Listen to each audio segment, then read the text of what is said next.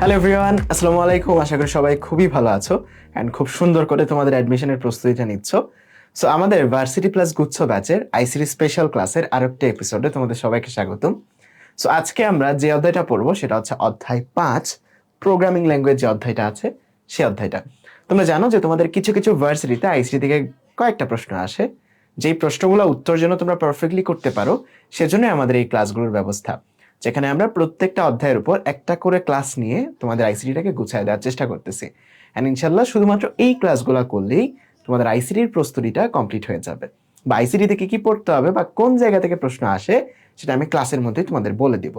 So ক্লাসে যেই টপিকগুলো বলি ওই টপিকগুলো যদি তুমি একটু সামারাইজ করে পড়ে ফেলো তাহলেই তোমার আইসিটির যে প্রশ্নগুলো আসবে ওই প্রশ্নগুলো খুব সুন্দর করে উত্তর করতে পারবা। ওকে, সো আজকে আমরা যে অধ্যায়টা পড়বো সেটা হচ্ছে অধ্যায় 5, প্রোগ্রামিং ল্যাঙ্গুয়েজ। এর আগে তোমরা জানো আমরা 3টা অধ্যায় অলরেডি কভার করছি। সো তোমাদের প্রত্যেকটা ক্লাসের শুরুতে আমি বলি যে সবচেয়ে বেশি যে প্রোগ্রামটা মানে প্রবলেমগুলো আসে বা প্রশ্নগুলো আসে সেটা হচ্ছে চ্যাপ্টার 3 থেকে। সো এটা হচ্ছে মোস্ট ইম্পর্টেন্ট তোমাদের জন্য। এই চ্যাপ্টার 3টা সবচেয়ে বেশি ইম্পর্টেন্ট, যেটা আমরা এর পরের ক্লাসে শিখবো। এর পরবর্তীতে 2 নম্বরে যে চ্যাপ্টারগুলো ইম্পর্টেন্ট সেটা হচ্ছে চ্যাপ্টার 2 এবং চ্যাপ্টার 5। এখান থেকে বেশ কিছু প্রশ্ন আসে। তার মানে আজকে যে অধ্যায়টা পড়বো সেই অধ্যায়টাও গুরুত্বপূর্ণ। ওকে, সবচেয়ে কম গুরুত্বপূর্ণ হচ্ছে অধ্যায় 1 এবং অধ্যায় 4। অধ্যায় 1 থেকে যে প্রশ্নগুলো আসে সেগুলো তোমরা মোটামুটি জেনারেল নলেজ দিয়ে প্রেডিক্ট করে উত্তর করতে পারবা। আর অধ্যায় 4 থেকে যা যা আসে সেগুলো অধ্যায় 4-এর ক্লাসে খুব সুন্দর করে আমরা পড়াইছি। সো অলরেডি আমরা বাকি 3টা ক্লাসে তুমি গ্রুপে খুঁজলেই পাবা অধ্যায় 1, অধ্যায় 2 এবং অধ্যায় 4 কভার করছি। আজকে ক্লাসে আমরা অধ্যায় 5 পড়বো। ঠিক আছে, সো অধ্যায় 5-এ আমাদের যে জিনিসটা পড়তে হবে সেটা হচ্ছে প্রোগ্রামিং ভাষা সম্পর্কে, অর্থাৎ সি ল্যাঙ্গুয়েজ সম্পর্কে। এখন প্রশ্ন হচ্ছে ভাইয়া এইচএসসিতে যেরকম ভাবে পড়ছিলাম যে অ্যালগরিদম শিখছিলাম অনেকগুলা প্রোগ্রামের, ফ্লোচার্ট শিখছিলাম অনেকগুলা প্রোগ্রামের, তারপর প্রোগ্রাম লেখা শিখছিলাম অনেকগুলা প্রোগ্রামের, for loop, while loop, do while loop, গসাগু নির্ণয় করা, লসাগু নির্ণয় করা, মৌলিক সংখ্যা বের করা, অনেক রকমের প্রোগ্রাম আমরা শিখছি। প্রশ্ন হচ্ছে যে ভার্সিটিতে যখন আমরা পরীক্ষা দিব বা ভার্সিটি অ্যাডমিশনে যে ছোট্ট ছোট্ট প্রশ্নগুলো আসে, অল্প যে প্রশ্নগুলো আসে, সেগুলোর জন্য কি অধ্যায়টা আমাকে আবার পুরোটা পড়তে হবে কিনা, বা আগে যদি আমি না পড়ে থাকি এখন কি আমার পুরো অধ্যায়টা আবার পড়তে হবে কিনা? উত্তর হচ্ছে না। তোমরা ভার্সিটি প্রস্তুতি নিচ্ছ, সো তোমাদের ফিজিক্স, কেমিস্ট্রি, ম্যাথ, বায়োলজি পড়তে পড়তেই সময় নাই। সো আইসিটির মধ্যে সময় কখন দিবা? সো এত সময় দেওয়ার দরকার নেই। প্রশ্ন আসলে সব জায়গা থেকে আসে না, প্রশ্ন আসলে খুবই অল্প কিছু টপিক থেকে আসে, যে টপিকগুলো আমি তোমাকে ক্লাসে বলে দিব। সো আজকের ক্লাসের এই ক্লাসে আমি পুরো চ্যাপ্টার 5 মানে চ্যাপ্টার 5 যা যা আছে এইচএসসির জন্য যা যা পড়ছো সব কিছু পড়বো না, কারণ বেছে বেছে আমরা ওই জিনিসগুলোই পড়বো যেগুলো ভার্সিটিতে ইম্পর্টেন্ট বা যেখান থেকে প্রশ্ন আসতে পারে। ঠিক আছে, হাতে ধরে ধরে হয়তো অনেকগুলো প্রবলেম সলভ করবো না, লিপের নির্ণয়ের প্রোগ্রাম লিখবো না। সো এই প্রোগ্রামগুলো হাতে লিখে তোমাদের পড়াবো না, কারণ সেখান থেকে শিখে তোমার এখন লাভ নাই, তাই না? সো ছোট্ট ছোট যেই যেই কনসেপ্ট থেকে তোমার এমসিকিউ আসতে পারে সেই কনসেপ্টগুলো আমরা আজকের ক্লাসে আবার রিভিউ করবো। তার মানে আমাদের টার্গেটটা পুরো অধ্যায়ের যা যা কন্টেন্ট আছে সবগুলো কভার করা না, বা প্রত্যেকটা প্রবলেম বা প্রত্যেকটা প্রোগ্রাম শেখার না। আমাদের টার্গেট হচ্ছে এই অধ্যায় থেকে যেখান থেকে প্রশ্নগুলো আসে সেই টপিকগুলোর যে কনসেপ্টটা আছে সেই কনসেপ্টটা খুব ভালো করে পড়া। অ্যান্ড এতটুকু পড়লেই আমাদের এই অধ্যায়ের যা যা প্রশ্ন আছে সবগুলো আমরা পারবো। ওকে, সো জাস্ট আমার উপর ভরসা রেখে আমি যেই টপিকগুলো বলি, যা যা পড়তে বলি সেই জিনিসগুলো একটু ভালো করে পড়বা। সো এই অধ্যায় 5 থেকে তোমরা জানো অধ্যায় 5-এ প্রথমে প্রোগ্রামিং ভাষার ইতিহাস সম্পর্কে বলা আছে। আজকে আমার জিহ্বায় কিছু একটা হয়েছে যে কারণে কথা বলতে একটু আটকে যাচ্ছি। সো এই প্রোগ্রামিং এর ইতিহাস, অ্যালগরিদম এবং ফ্লোচার্ট, এই 3টা থেকে প্রশ্ন সবচেয়ে বেশি আসে। তার মানে তোমার সি প্রোগ্রামিং যে ল্যাঙ্গুয়েজটা, মানে প্রোগ্রাম লেখার যে ল্যাঙ্গুয়েজটা, সি প্রোগ্রাম দিয়ে যে আমরা প্রোগ্রাম লিখি, সেখান থেকে এত বেশি প্রশ্ন আসে না। তার মানে তুমি বুঝতে পারতেছো এই অধ্যায়ের প্রথম পার্টটুকু পড়লেই তোমার ভার্সিটির যেই এমসিকিউ গুলো আসে সবগুলোই ম্যাক্সিমাম তুমি উত্তর করতে পারবা। ঠিক আছে, সো আমি পুরোটাই পড়াবো, তোমাদের সি প্রোগ্রামিংও পড়াবো। সো প্রোগ্রামিং এর ভিতর থেকে যে কনসেপ্ট ছোট ছোট প্রশ্ন আসতে পারে সেগুলো আমরা দেখব, প্রত্যেকটা কনসেপ্ট তোমার ক্লিয়ার হয়ে যাবে। জাস্ট এই যে অল্প সময় ক্লাসটা নিচ্ছি, এই ক্লাসটাই আমি যা যা বলবো সেগুলো জাস্ট ফলো করবা, তাহলেই হয়ে যাবে। ওকে, তাহলে চলো কথা না বাড়িয়ে ক্লাসটা শুরু করি। সো আমাদের এই অধ্যায়ে যেটা নিয়ে আলোচনা করা হয়েছে সেটা হচ্ছে প্রোগ্রামিং ভাষা। এখন প্রোগ্রামিং ভাষা জিনিসটা কি? প্রোগ্রামিং ভাষা হচ্ছে যখন আমরা কোনো একটা কাজ কম্পিউটার দিয়ে করিয়ে আনি তখন আমাদের ধাপে ধাপে কিছু নির্দেশ দিতে হয়, যে এই কাজটা করো, এটার পরে এই কাজটা করো। এই যে নির্দেশগুলো দিচ্ছি এই নির্দেশগুলোর সমষ্টিকে বলা হয় প্রোগ্রামিং। ঠিক আছে, বা প্রোগ্রামিং কোডিং বা তুমি যেটাই বলো, প্রোগ্রামিং ভাষা ব্যবহার করে আমরা এই নির্দেশগুলো দিই। সো যেই ভাষা ব্যবহার করে দিই সেটা হচ্ছে প্রোগ্রামিং ভাষা। আর প্রোগ্রাম বলতে কি বোঝায়, এই যে ধাপে ধাপে যে নির্দেশগুলো দিচ্ছি সেগুলো হচ্ছে প্রোগ্রাম। ওকে, সো এখন প্রোগ্রামিং ভাষা অনেক প্রকার আছে, প্রোগ্রামিং ভাষা অনেক প্রকার আছে। সো এখানে তোমাদের প্রথমত কয়েকটা এমসিকিউ টাইপের প্রশ্ন মনে রাখতে হবে। প্রোগ্রামিং ভাষা অনেকগুলো আছে, যেমন সি আছে, তারপর সি প্লাস প্লাস ল্যাঙ্গুয়েজ আছে একটা, তারপর জাভা আছে একটা, তারপর পাইথন আছে, তারপর আছে হলো এসকিউএল, তারপর তোমার আছে হলো ফোরট্রান। ওকে, এখন এই প্রোগ্রামিং ল্যাঙ্গুয়েজগুলো কোনটাকে কি বলে এটা জাস্ট তোমাকে একটু মনে রাখতে হবে, কারণ তোমার এমসিকিউ আসতে পারে এখান থেকে। ওকে, এখান থেকে তোমার এমসিকিউ আসতে পারে। সো এই জিনিসটা তোমাদের জন্য একটু দরকার, কোনটা কি ভাষা বলে বা কোনটার নাম কি, এই জিনিসটা একটু মনে রাখতে হবে তোমাকে, এই জিনিসটা একটু মনে রাখতে হবে, ঠিক আছে? সো প্রথমত তোমার যে সি ভাষা আছে, সি ভাষাকে বলা হয় হচ্ছে স্ট্রাকচার্ড ল্যাঙ্গুয়েজ। কি ল্যাঙ্গুয়েজ? Structured language. সো এই স্ট্রাকচার্ড ল্যাঙ্গুয়েজ, এই ওয়ার্ডটা তোমাকে মনে রাখতে হবে। আমরা কিন্তু এই সি ভাষাটাই শিখছি, ঠিক আছে? স্ট্রাকচার্ড ভাষা, সি ভাষাকে বলা হয় স্ট্রাকচার্ড ভাষা, এই ভাষাটাই আমরা শিখবো। বাট নামটা তোমাকে মনে রাখতে হবে, এমসিকিউ আসতে পারে। তারপর সি প্লাস প্লাস যে ভাষাটা আছে এটাকে বলা হয় অবজেক্ট ওরিয়েন্টেড ভাষা। কি ভাষা? অবজেক্ট ওরিয়েন্টেড ভাষা। ওকে, তারপর তোমার যে জাভা ভাষাটা আছে এটা কোথায় ব্যবহার করা হয় এটা একটু তোমাকে মনে রাখতে হবে। মনে রাখতে হবে যে এই জাভা যে ল্যাঙ্গুয়েজটা সেটা ওয়েবসাইটের ব্যাকএন্ডে বা ওয়েবসাইটগুলোর যে ব্যাকএন্ড সার্ভার আছে, সো ওই জায়গাগুলোতে তোমার এই জাভা ল্যাঙ্গুয়েজটা ইউজ করা হয়। তারপর পাইথন ল্যাঙ্গুয়েজটাকে সবচেয়ে আপডেটেড বা শ্রেষ্ঠ বা বেস্ট প্রোগ্রামিং ভাষা বলা হয় 2018 সালের রেসপেক্টে।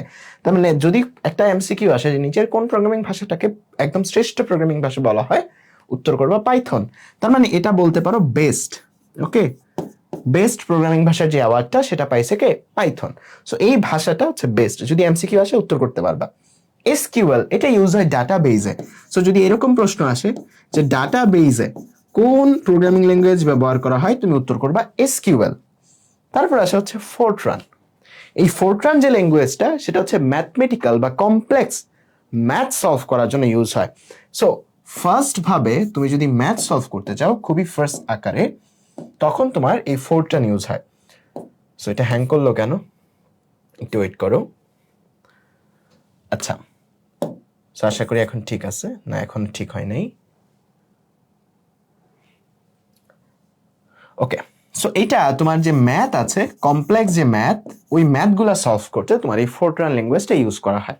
সো এখন এখান থেকে তোমার এই প্রোগ্রামিং ভাষাগুলা থেকে তোমার এই যে ইনফরমেশনগুলো এগুলো একটু কষ্ট করে মনে রাখতে হবে, কারণ এখান থেকে এমসিকিউ আসতে পারে। দেখো আমরা কিন্তু আগেই বলছি এই অধ্যায়ের সবকিছু তোমার জন্য ইম্পর্টেন্ট না, যেগুলো এইসিতে পড়ছো ওই জিনিসগুলো তোমার জন্য এখন ইম্পর্টেন্ট না। সো ইম্পর্টেন্ট টপিকগুলো আমি ক্লাসের মধ্যেই তোমাকে বলে দিব, জাস্ট এই টপিকগুলো মনোযোগ দিয়ে তুমি যদি জানো প্রত্যেকটা এমসিকিউ উত্তর করতে পারবা, ঠিক আছে? প্রত্যেকটা এমসিকিউ উত্তর করতে পারবা। তার মানে প্রোগ্রামিং কয়েকটা ভাষা কি কি কাজ করে এটা আমরা শিখছি। এখন কম্পিউটারের আরেকটা জিনিস সম্পর্কে আমাদের জানতে হবে, সেটা হচ্ছে মেমোরি। কি? সেটা হচ্ছে মেমোরি। আগে যদিও এটা আমাদের বইগুলোতে ছিল না, কিন্তু এখন বইগুলোতে অ্যাড করা, এখান থেকে প্রশ্ন কিন্তু আসতে পারে। সো মনে রাখবা মেমোরি হচ্ছে আমাদের দুই প্রকার। মেমোরি হচ্ছে আমাদের দুই প্রকার। আমাদের কত প্রকার মেমোরি আছে? আমাদের দুই প্রকার মেমোরি আছে। একটা হচ্ছে, দাঁড়াও এটা ডিস্টার্ব দিচ্ছে। একটা যে মেমোরি, একটা মেমোরিকে বলা হয় ভোলাটাইল মেমোরি, আরেকটা হচ্ছে নন ভোলাটাইল মেমোরি। একটা কি? ভোলাটাইল, ঠিক আছে? আরেকটা কি? Non volatile. Non volatile. এখন ভোলাটাইল মেমোরি কোনগুলা? ভোলা মানে যে ভুলে যায়, তার মানে ভোলাটাইল মেমোরি হচ্ছে যে হচ্ছে ভুলে যায়, আর নন ভোলাটাইল যে হচ্ছে ভুলে না। তার মানে তোমার কম্পিউটার অফ করলে যে ভুলে যায় সে হচ্ছে ভোলাটাইল, আর যে ভুলে না সে হচ্ছে নন ভোলাটাইল। তার মানে ভোলাটাইল হচ্ছে যে ভুলে যায়, নন ভোলাটাইল হচ্ছে যে ভুলে না। তার মানে যে মেমোরিগুলা কম্পিউটার অন অফ করলে তাদের ডেটা মুছে যায় বা ভুলে যায় তারা হচ্ছে ভোলাটাইল, আর যারা ভুলে না তারা হচ্ছে নন ভোলাটাইল।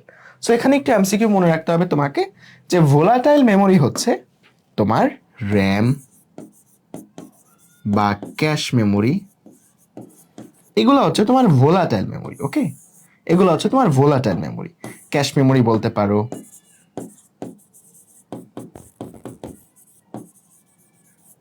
এগুলো হচ্ছে তোমার ভোলাটাইল মেমোরি। আর যেগুলো নন ভোলাটাইল মেমোরি, যেগুলো হচ্ছে ভুলে না, অন অফ করলে, ওই রকম হচ্ছে তোমার এসএসডি বা তোমার হার্ড ডিস্ক।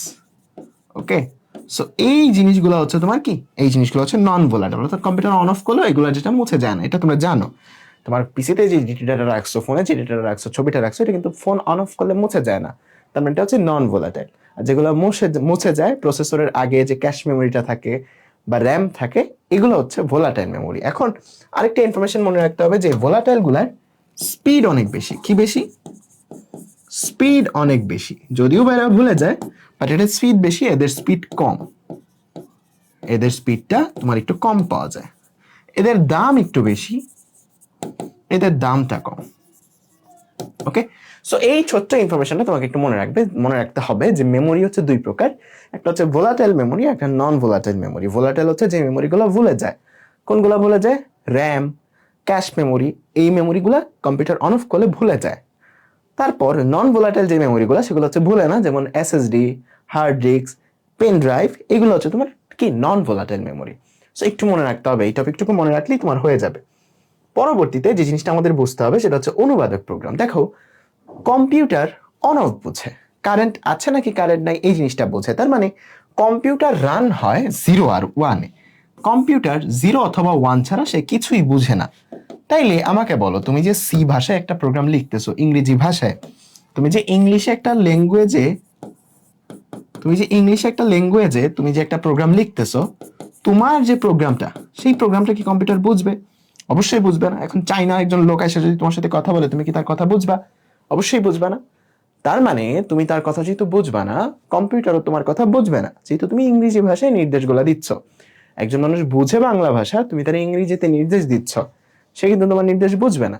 তার মানে এই যে লোকটা, এই যে কম্পিউটারগুলো, সেগুলো হচ্ছে তোমার ইংরেজি ভাষার নির্দেশগুলো বোঝে না। তারা বুঝে কি? তারা বুঝে হচ্ছে 0 আর 1। তার মানে তোমার কম্পিউটার ইংরেজি ভাষার নির্দেশ বুঝে না, তারা এইটা বুঝে, তারা এই 0 আর 1 বুঝে। ওকে, সো অবশ্যই মধ্যে একজন কি লাগবে বলতো? একজন ট্রান্সলেটর লাগবে। যেই ট্রান্সলেটর কি করবে বলতো?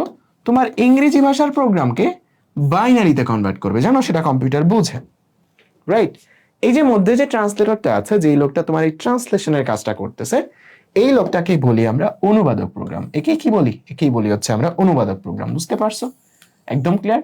তার মানে অনুবাদক প্রোগ্রাম বলতে বোঝায় এমন একটা প্রোগ্রাম, যেই প্রোগ্রামটা তোমার লেখা প্রোগ্রামকে বা তোমার লেখা ইংরেজিতে প্রোগ্রাম, যেই প্রোগ্রামটা তুমি লিখছো, সেটাকে বাইনারিতে বা মেশিন ভাষায় কনভার্ট করে। সো এই 0 আর 1 এর যে ভাষা, এই ভাষাটার একটা নাম আছে, যে নামটা হচ্ছে মেশিন ভাষা। ওকে, তার মানে মেশিন ভাষা, অর্থাৎ মেশিনের ভাষা কি? মেশিনের ভাষা হচ্ছে 0 আর 1। এটা একটা গুরুত্বপূর্ণ এমসিকিউ, যে মেশিন ভাষা বা মেশিনের ভাষা মধ্যে কি থাকে? 0 আর 1 থাকে, আর কিছুই থাকে না, 0 আর 1 থাকে। তার মানে তোমার ভাষাটা কম্পিউটার বুঝে না, সে মেশিন ভাষা বুঝে, তো 0 আর 1 বুঝে। তো তোমার ভাষাটা যদি তাকে বুঝাইতে চাও, তাকে বুঝাইতে হবে কিসের মাধ্যমে? একটা অনুবাদক প্রোগ্রামের মাধ্যমে, যে তোমার প্রোগ্রামটা বা তোমার লেখাটাকে ট্রান্সক্রাইব করে তাকে বোঝাবে। ঠিক আছে? বুঝতে পারছো?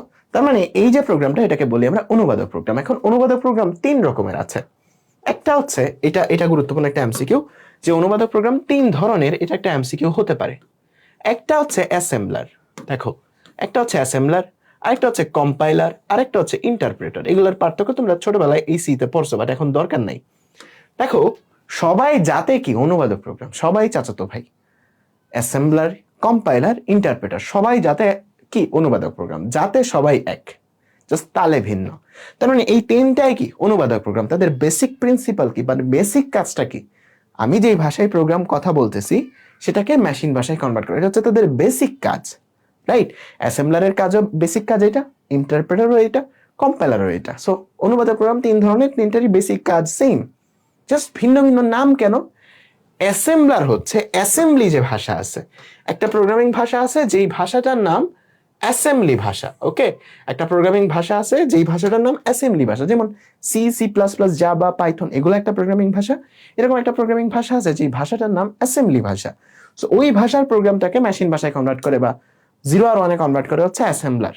ওকে, তার মানে কাজ সেম, অনুবাদক প্রোগ্রামের মতোই কাজ করে, বাট একটা স্পেশাল ভাষাকে সে মেশিন ভাষায় কনভার্ট করে বলে তার একটা স্পেশাল আমরা নাম দিলাম। ওকে, তারপর কম্পাইলার আর ইন্টারপ্রেটার পার্থক্য হলো, কম্পাইলার হচ্ছে তোমার কি করে, পুরো যে প্রোগ্রামটা আছে পুরো প্রোগ্রামটাকে একসাথে মেশিন ভাষায় কনভার্ট করে, কিন্তু ইন্টারপ্রেটার হচ্ছে লাইন বাই লাইন, এক লাইন করে তোমার মেশিন ভাষায় কনভার্ট করে। ঠিক আছে, এটা হচ্ছে বেসিক ডিফারেন্স, এতটুকু জানলেই তোমার এনাফ।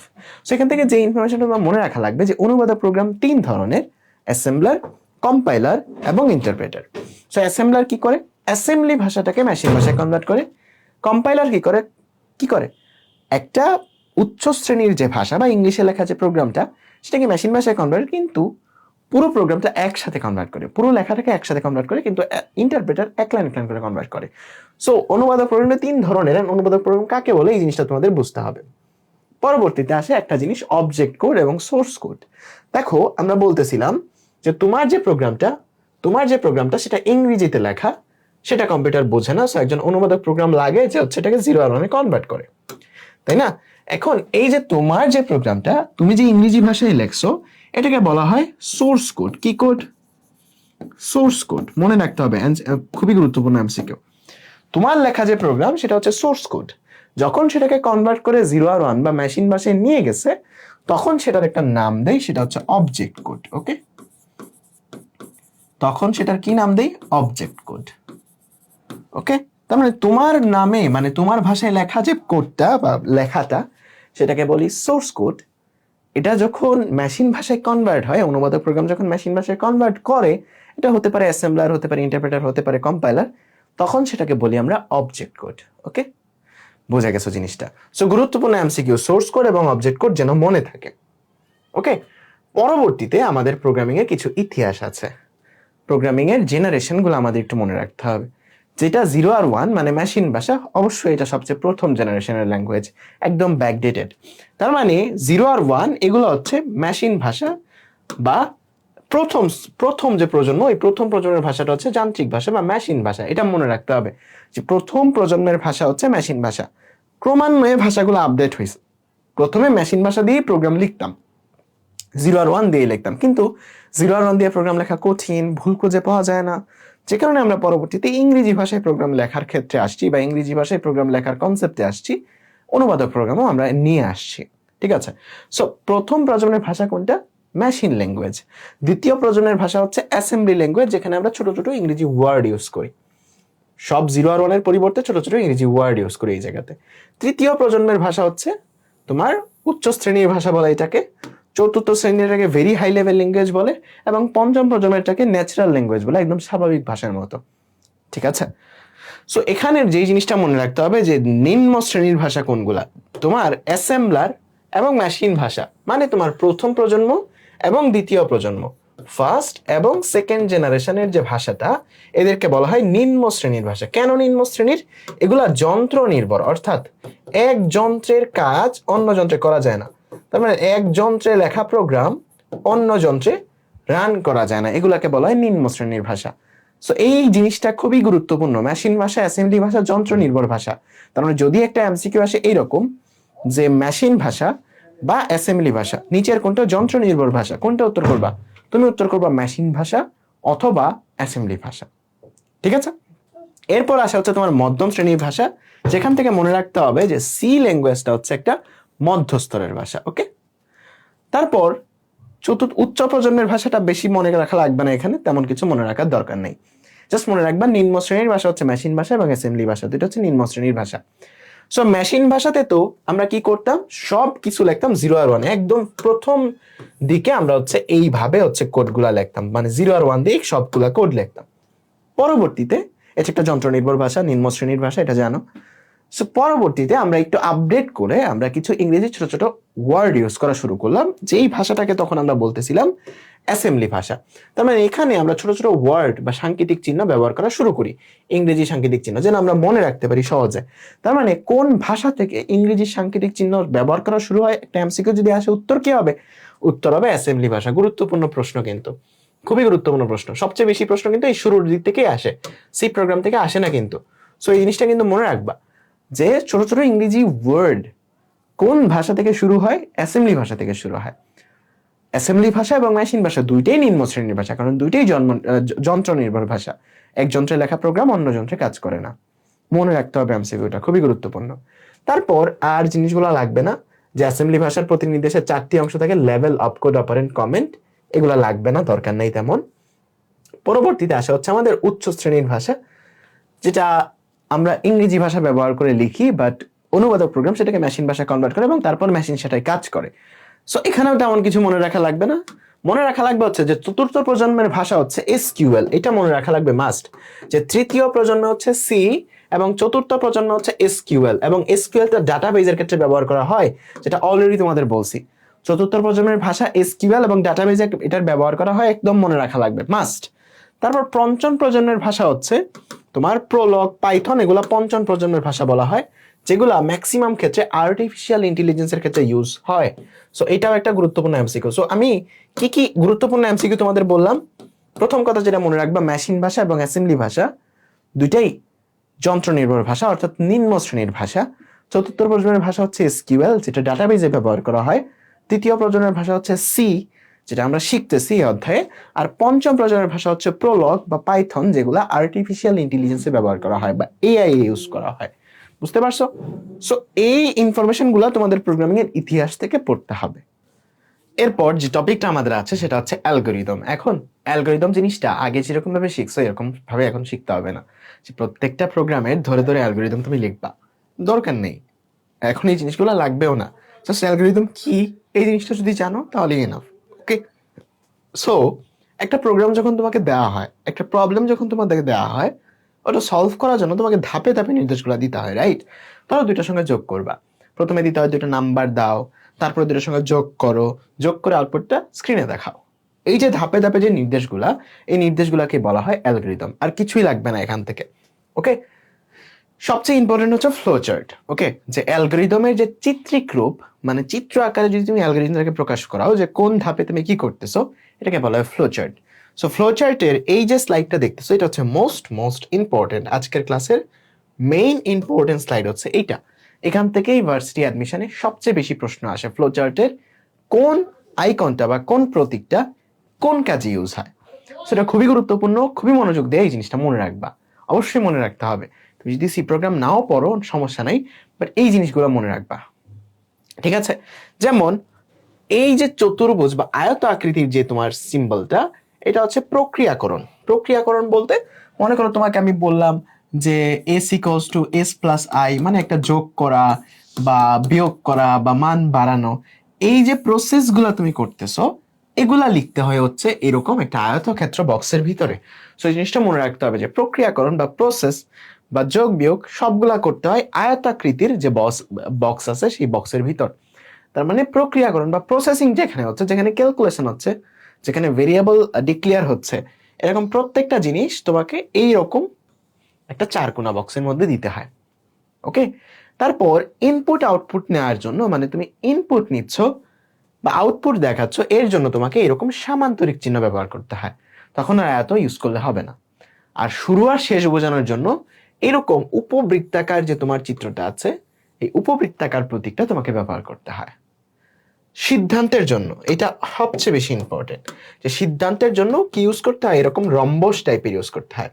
এরকম রম্বস টাইপের যে প্রতীক আছে, সেই প্রতীকটা তোমাকে ইউজ করতে হয়।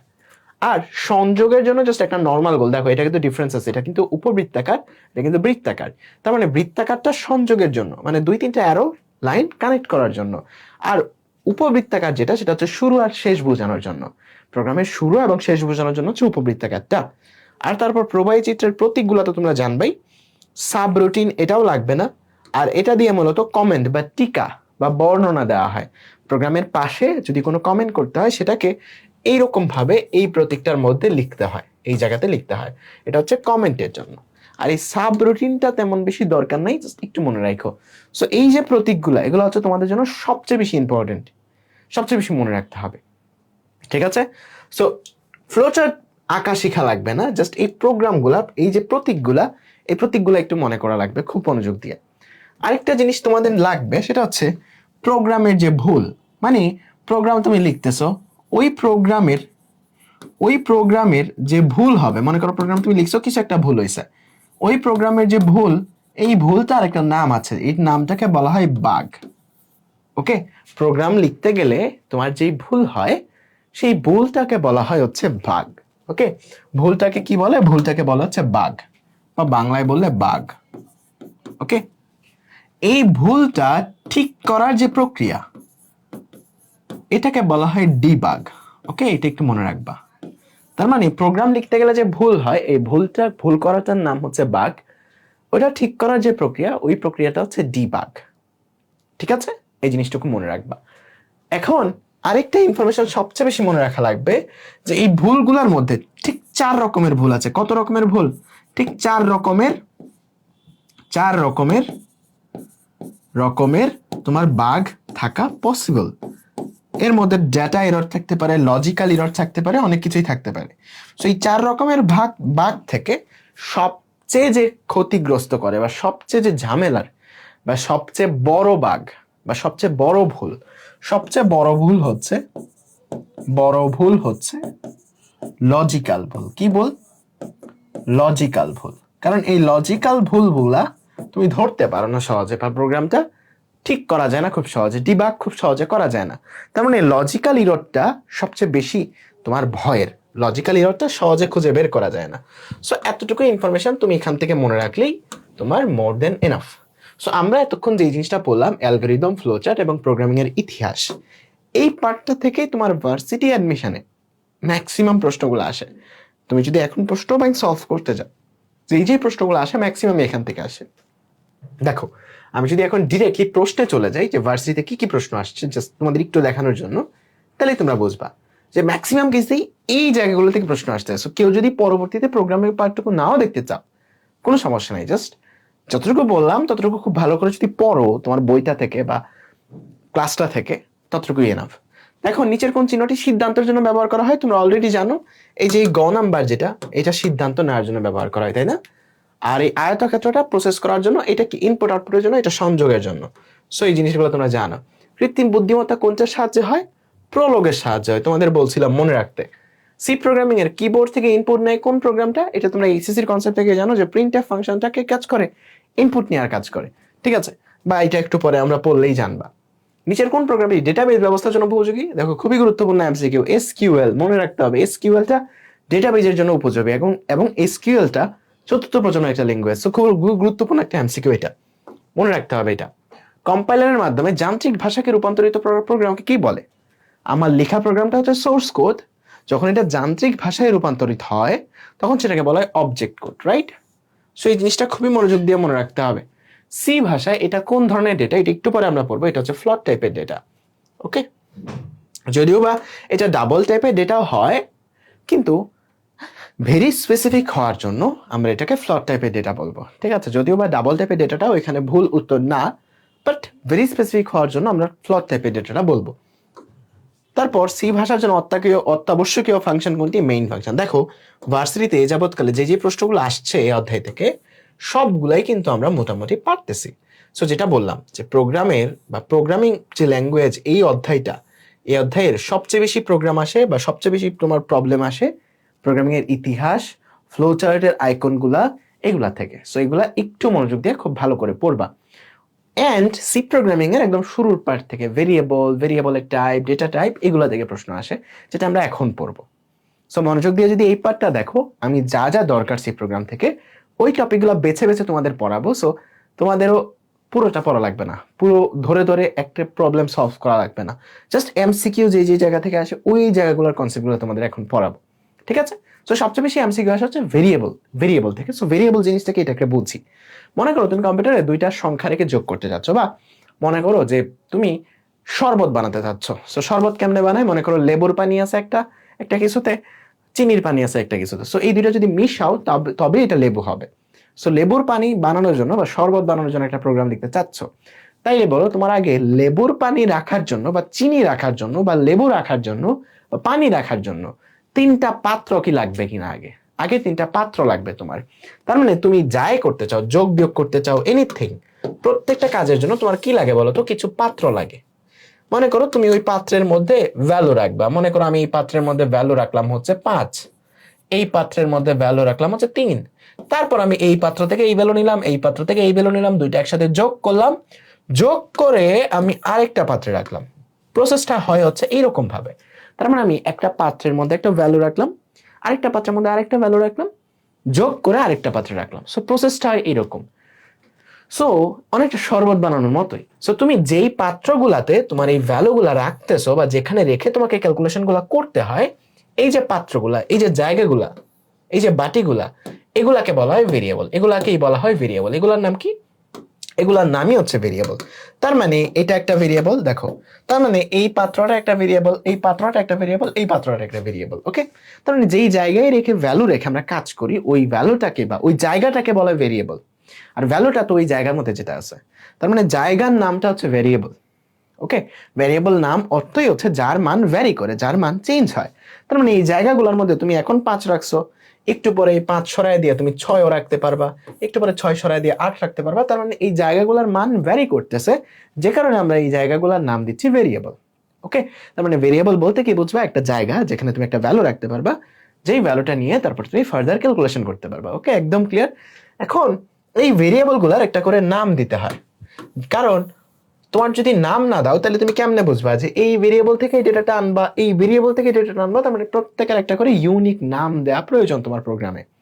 অবশ্যই সেটা ইউনিক হতে হবে, না হলে তোমার একটার সাথে অন্যটার মিসকানেকশন হয়ে যেতে পারে। একটা জায়গা থেকে ডেটা আনতে চাচ্ছ, বাট অন্য জায়গা থেকে চলে আসতে পারে।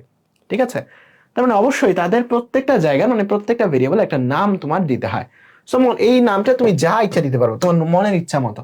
তার মানে প্রত্যেকটা একটা নাম দিতে হয়। মনে করো এইটার নাম দিলা এস বা সার্ভার, এটার নাম দিলা রাকিব। তার মানে প্রত্যেকটা ভেরিয়েবলের তোমার একটা নাম দিতে হয়। তার মানে তুমি কি দিচ্ছ বলো তো? যেই জায়গায় ভ্যালুগুলো রাখতেছো ওই জায়গাগুলোর নাম দিচ্ছ, জায়গাগুলোর নাম দিচ্ছ, বুঝতে পারছো? তার মানে সারোয়ার যে জায়গা আছে, ঝাড়োয়ার নামে যে জায়গা আছে ওখানে ভ্যালু আছে কত? 3। রাকিব নামে যে জায়গা আছে ওই জায়গায় ভ্যালু আছে কত? 8। নেইম নামে যে জায়গাটা আছে ওই জায়গায় ভ্যালু আছে কত? 5। তার মানে জায়গাটার একটা নাম দিচ্ছ। সোজা কথা, জায়গাটার কি দিচ্ছ? জায়গাটার একটা নাম দিচ্ছ। ওকে, জায়গাটার একটা নাম দিচ্ছ। ক্লিয়ার? জায়গাটার একটা নাম দিচ্ছ। এখন তোমাদের আরো কিছু জিনিস তোমাকে এখানে জানতে হবে। প্রথমেই আমরা এই জিনিসটা একটু পড়ে আসি, তাহলে আমাদের জন্য ইজি হবে। সেই জিনিসটা হচ্ছে অপারেটর। কি? অপারেটর। অপারেটর। ওকে, বিভিন্ন ধরনের অপারেটর আছে, বিভিন্ন ধরনের অপারেটর আছে। সো খুবই গুরুত্বপূর্ণ জিনিসটা মনে রাখবা, কারণ এখান থেকে এমসিকিউ আসতে পারে। ওকে, খেয়াল রাখবা খুবই মনোযোগ দিয়ে। অপারেটর যেমন যোগ বিয়োগ গুণ ভাগ, যারা হচ্ছে অপারেশন করে তারা একটা অপারেটর বলে দেয়। ঠিক আছে, যোগ বিয়োগ গুণ ভাগ এগুলো হচ্ছে একটা অপারেটর। ওকে, ভাগ এবং পার্সেন্টেজ এগুলো হচ্ছে অপারেটর। এগুলোর কাজ কি? যোগ করা, বিয়োগ করা, গুণ করা, ভাগ করা। তার মানে দুইটা সংখ্যা দিলে দুই পাশে সে যোগ করবে, এর দুই পাশে দুইটা সংখ্যা দিলে একটা থেকে একটা বিয়োগ করবে, এর দুই পাশে দুইটা সংখ্যা দিলে দুইটা সংখ্যা গুণ করবে, এর দুই পাশে দুইটা সংখ্যা দিলে একটা থেকে একটা ভাগ করবে। এটা হচ্ছে ভাগশেষ অপারেটর। ঠিক আছে, এটা হচ্ছে ভাগশেষ অপারেটর। এই পার্সেন্টেজটাকে বলা হয় ভাগশেষ অপারেটর। এটা তোমাকে কি দিবে? এটার দুই পাশে যদি এরকম দাও যে 5 ভাগশেষ 2, এটা তোমাকে আউটপুট দিবে কত বলো তো? 5কে 2 দিয়ে ভাগ করলে যে ভাগশেষটা সেটা তোমাকে দিবে আউটপুট। তার মানে এ তোমাকে আউটপুট দিবে হচ্ছে, এ তোমাকে আউটপুট দিবে হচ্ছে কত বলো তো? 1। তার মানে তোমাকে বলবে এটা হচ্ছে তোমার ভাগশেষ। ঠিক আছে, এ তোমাকে কি আউটপুট দিবে? এ তোমাকে দিবে হচ্ছে 1। তার মানে তুমি যদি এরকম করো 5 ডিভাইডেড বাই 2, এ দিবে তোমাকে শুধুমাত্র ভাগফলটা। 5কে 2 দিয়ে ভাগ করলে 5 একটা পূর্ণ সংখ্যা, 2 আরেকটা পূর্ণ সংখ্যা, একটা পূর্ণ সংখ্যা থেকে আরেকটা পূর্ণ সংখ্যা দিয়ে ভাগ করলে ভাগফল কত? ভাগফল হয় 5 2 বার যায়, আর 1 থাকে ভাগশেষ হিসেবে। সো ভাগশেষটা দেয় হচ্ছে এ দেয় হচ্ছে ভাগফলটা। ঠিক আছে, ক্লিয়ার? তার মানে এগুলাকে বলা হয় হচ্ছে তোমার অ্যারিথমেটিক অপারেটর বা যোগ বিয়োগ করার অপারেটর। সো এই অপারেটরগুলা একটু মনে রাখবা। ঠিক আছে, এই অপারেটরগুলা একটু মনে রাখবা। তারপর আরো কিছু অপারেটর আছে যেগুলোকে বলা হয় অ্যাসাইনমেন্ট অপারেটর, যেমন ইকুয়াল, প্লাস ইকুয়াল বা মাইনাস ইকুয়াল। এগুলো হচ্ছে অ্যাসাইনমেন্ট অপারেটর। এখন অ্যাসাইনমেন্ট অপারেটর মানে কি? এগুলো ছিল অ্যারিথমেটিক অপারেটর বা যোগ বিয়োগ করে। এখন অ্যাসাইনমেন্ট অপারেটর মানে কি? সে হচ্ছে অ্যাসাইন করে, অর্থাৎ এই ইকুয়াল যে অপারেটরটা সে কাজ করে হইলো তার এই পাশে যে ভ্যালু আছে এই ভ্যালুটা নিয়ে এই পাশে রাইখা দেয়। মনে করো এখানে সার্ভার নামে একটা ভেরিয়েবল আছে। আমি জানি প্রত্যেকটা জায়গার একটা করে নাম জানি বা নাম থাকে, এই জিনিসটা জানি। সো এখানে সার্ভার নামে যদি একটা জায়গা থাকে, এই জায়গার মধ্যে আমি যদি একটা ভ্যালু দেই 5, তাহলে এই ইকুয়াল যে তোমার অ্যারিথমেটিক তোমার যে যে কি অ্যাসাইনমেন্ট অপারেটরের কাজ কি করবে? এটার কাজ হচ্ছে এই পাশের ভ্যালুটাকে তুলে এনে এই জায়গাটার মধ্যে রেখে দিবে। এটা হচ্ছে এর কাজ। ঠিক আছে, এটা মানে কিন্তু এটা না যে সার্ভার মধ্যে যা আছে ওইটা 5 এর সমান, এইটা না। এই একটা ইকুয়ালের অ্যাসাইনমেন্ট অপারেটরের কাজ হচ্ছে ওই পাশে যেটা আছে ওইটাকে ধরে এনে এই পাশে বসায় দিবে। এটা হচ্ছে একটা ইকুয়ালের কাজ। খুবই মনোযোগ দিয়ে মনে রাখবা, খুবই মনোযোগ দিয়ে মনে রাখবা, জাস্ট এটা মনে রাখলেই হবে। তার মানে আমি যদি এখানে বলি যে SH ইকুয়ালস টু RAK, তার মানে এটার মানে হচ্ছে RAK এর মধ্যে যেই ভ্যালুটা আছে ওই ভ্যালুটা নিবা হাতে, ওই ভ্যালুটা নিয়ে SH নামের যে জায়গা আছে ওই জায়গার মধ্যে বসায় দিবা। তার মানে দুইটাই হচ্ছে জায়গার নাম। আমি একটাই কোর্স আরেকটা লেখা মানে ওই পাশে যে জায়গার মধ্যে যেই জিনিসটা আছে ওই জিনিসটা নিয়ে ওটার একটা কপি এই জায়গার মধ্যে রেখে দাও। মনে করো এখানে একটা বিল্ডিং আছে, ওই বিল্ডিং এর একটা কপি এনে তুমি এই জায়গার মধ্যে রেখে দাও। দুইটাই কিন্তু জায়গার নাম, ভেরিয়েবলের নাম। তার মানে ওই জায়গার মধ্যে যা আছে এটা এই পাশে এনে রেখে দাও। এটা হচ্ছে অ্যাসাইনমেন্ট অপারেটরের কাজ বা একটা ইকুয়ালের কাজ। ঠিক আছে, তারপর তোমার আছে হচ্ছে কিছু লজিক্যাল অপারেটর, যেটা তোমার খুবই মনোযোগ দিয়ে মনে রাখা লাগবে। লজিক্যাল অপারেটর, ঠিক আছে, লজিক্যাল অপারেটর কেমন আছে? লজিক্যাল অপারেটর আছে গ্রেটার দেন, লেস দেন, তারপর ইকুয়াল ইকুয়াল, তারপর গ্রেটার দেন ইকুয়াল, এরকম এই যে অপারেটরগুলো এগুলোকে বলা হয় অ্যাসাইনমেন্ট লজিক্যাল অপারেটর। ওকে, সো মনে রাখবা লজিক্যাল অপারেটর আউটপুট হিসেবে তোমাকে দেয় 0 অথবা 1, এর বাইরে কিছুই তোমাকে দিবে না। মানে সে তোমাকে জাস্ট সত্য নাকি মিথ্যা এই জিনিসটা জানায়, যে তুমি একটা ঘটনা বললা সেটা কি সত্য, সত্য হলে সে তোমাকে দিবে 1, মিথ্যা হলে সে তোমাকে দিবে 0। কারণ আমরা জানি সত্য মানে 1, মিথ্যা মানে 0। তার মানে কম্পিউটারের ভাষায় সত্য মানে 1 আর মিথ্যা মানে 0। তার মানে এই যে তোমার যে রিলেশনাল অপারেটর এগুলা তোমাকে জাস্ট একটা জিনিসই দিবে, যে তুমি যে জিনিসটা বলছো এটা কি সত্য নাকি মিথ্যা। সত্য হলে সে তোমাকে আউটপুট দিবে 1, মিথ্যা হলে সে তোমাকে আউটপুট দিবে 0। তার মানে এই জায়গাতে যদি এরকম লেখো যে 5 গ্রেটার দেন 3, তার মানে দুই পাশে এই 5 3 থেকে বড় কিনা এই জিনিসটা তুমি জানতে চাইছো। ঠিক আছে, রিলেশন চেক করতে চাচ্ছ যে 5 3 থেকে বড় কিনা। এটার উত্তর দুইটা আসতে পারে, হয় সত্য নয় মিথ্যা। তার মানে এটার উত্তর কি? এটার উত্তর সত্য। তার মানে এটার আউটপুট পাবা তুমি 1। তোমাকে বললাম যে 3 2 থেকে ছোট কিনা, এটা মানে মিথ্যা। 3 2 থেকে ছোট না, তার মানে উত্তর আসবে মিথ্যা, মানে 0। তার মানে এতটুকু অপারেশনের আউটপুট কি পাবা বলো তো? তুমি 0 পাবা। এতটুকু অপারেশনের আউটপুট কি বলো তো? রেজাল্ট কি? 0। ঠিক আছে, আমি তোমাকে বললাম 3 ইকুয়াল ইকুয়াল 4 কিনা। দেখো ইকুয়াল ইকুয়াল মানে ডাবল ইকুয়াল মানে হচ্ছে সমান কিনা এটা চেক করে। একটা ইকুয়াল মানে ওই পাশের ভ্যালু ওই পাশে রাখে, আর ডাবল ইকুয়াল করা মানে দুই পাশে দুইটা সমান আছে কিনা এই জিনিসটা চেক করে। ঠিক আছে, সো এইটার উত্তর আসতে পারে তোমার কি বলতো? 0 আসবে, কারণ এই দুটো সমান না, এই দুটো সমান না। তার মানে এটার উত্তর কি আসবে? 0। তার মানে আমি তোমাকে বললাম রাকিব নামে যে জায়গাটা আছে ওই জায়গার মধ্যে যা যা আছে এটা কি সারওয়ান নামে জায়গার সাথে ম্যাচ করে কিনা। সো এইটা কিন্তু এই কাজ করবে না যে রাকিবের মধ্যে যা আছে ওটা সারওয়ানের মধ্যে বসাবে, এই কাজ করবে না। দুটাই জায়গার নাম, সে এখন চেক করবে এই জায়গার মধ্যে যা যা আছে এই জায়গার মধ্যেও তা আছে কিনা। যদি সেম হয়, ম্যাচ করে, তাহলে সে আউটপুট বলবে মিলছে, এটা সমান, তার মানে সে আউটপুট তখন দিবে ট্রু।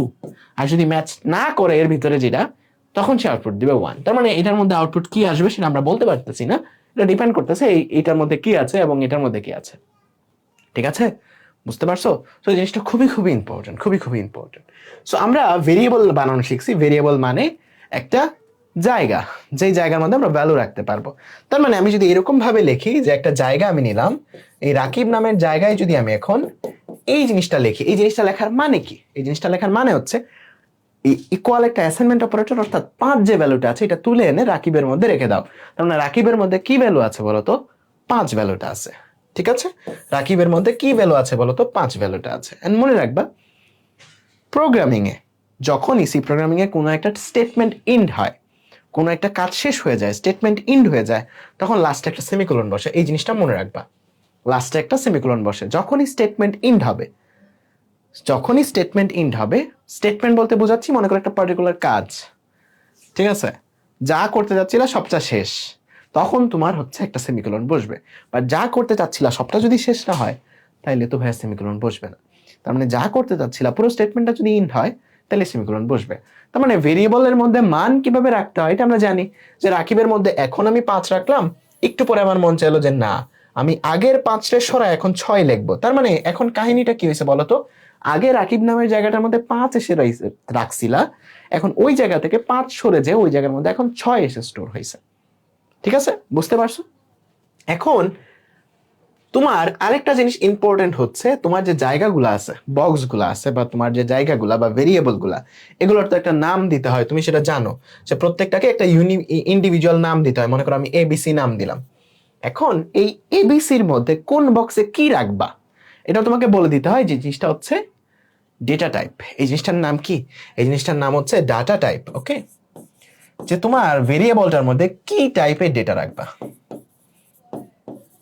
একটা কমন সেন্স দিয়ে চিন্তা করো, যে তুমি যদি নর্মাল পেঁয়াজ বা তোমার কিচেনের যে বলগুলা সেগুলোর কথা চিন্তা করো, তাইলে একটা ছিদ্রযুক্ত বাটি থেকে তুমি পানি রাখবা না। তার মানে কোন টাইপের ডেটা রাখতেছো, কি রাখতেছো, সেটার উপর ডিপেন্ড করতেছে যে জায়গাটা কেমন হবে।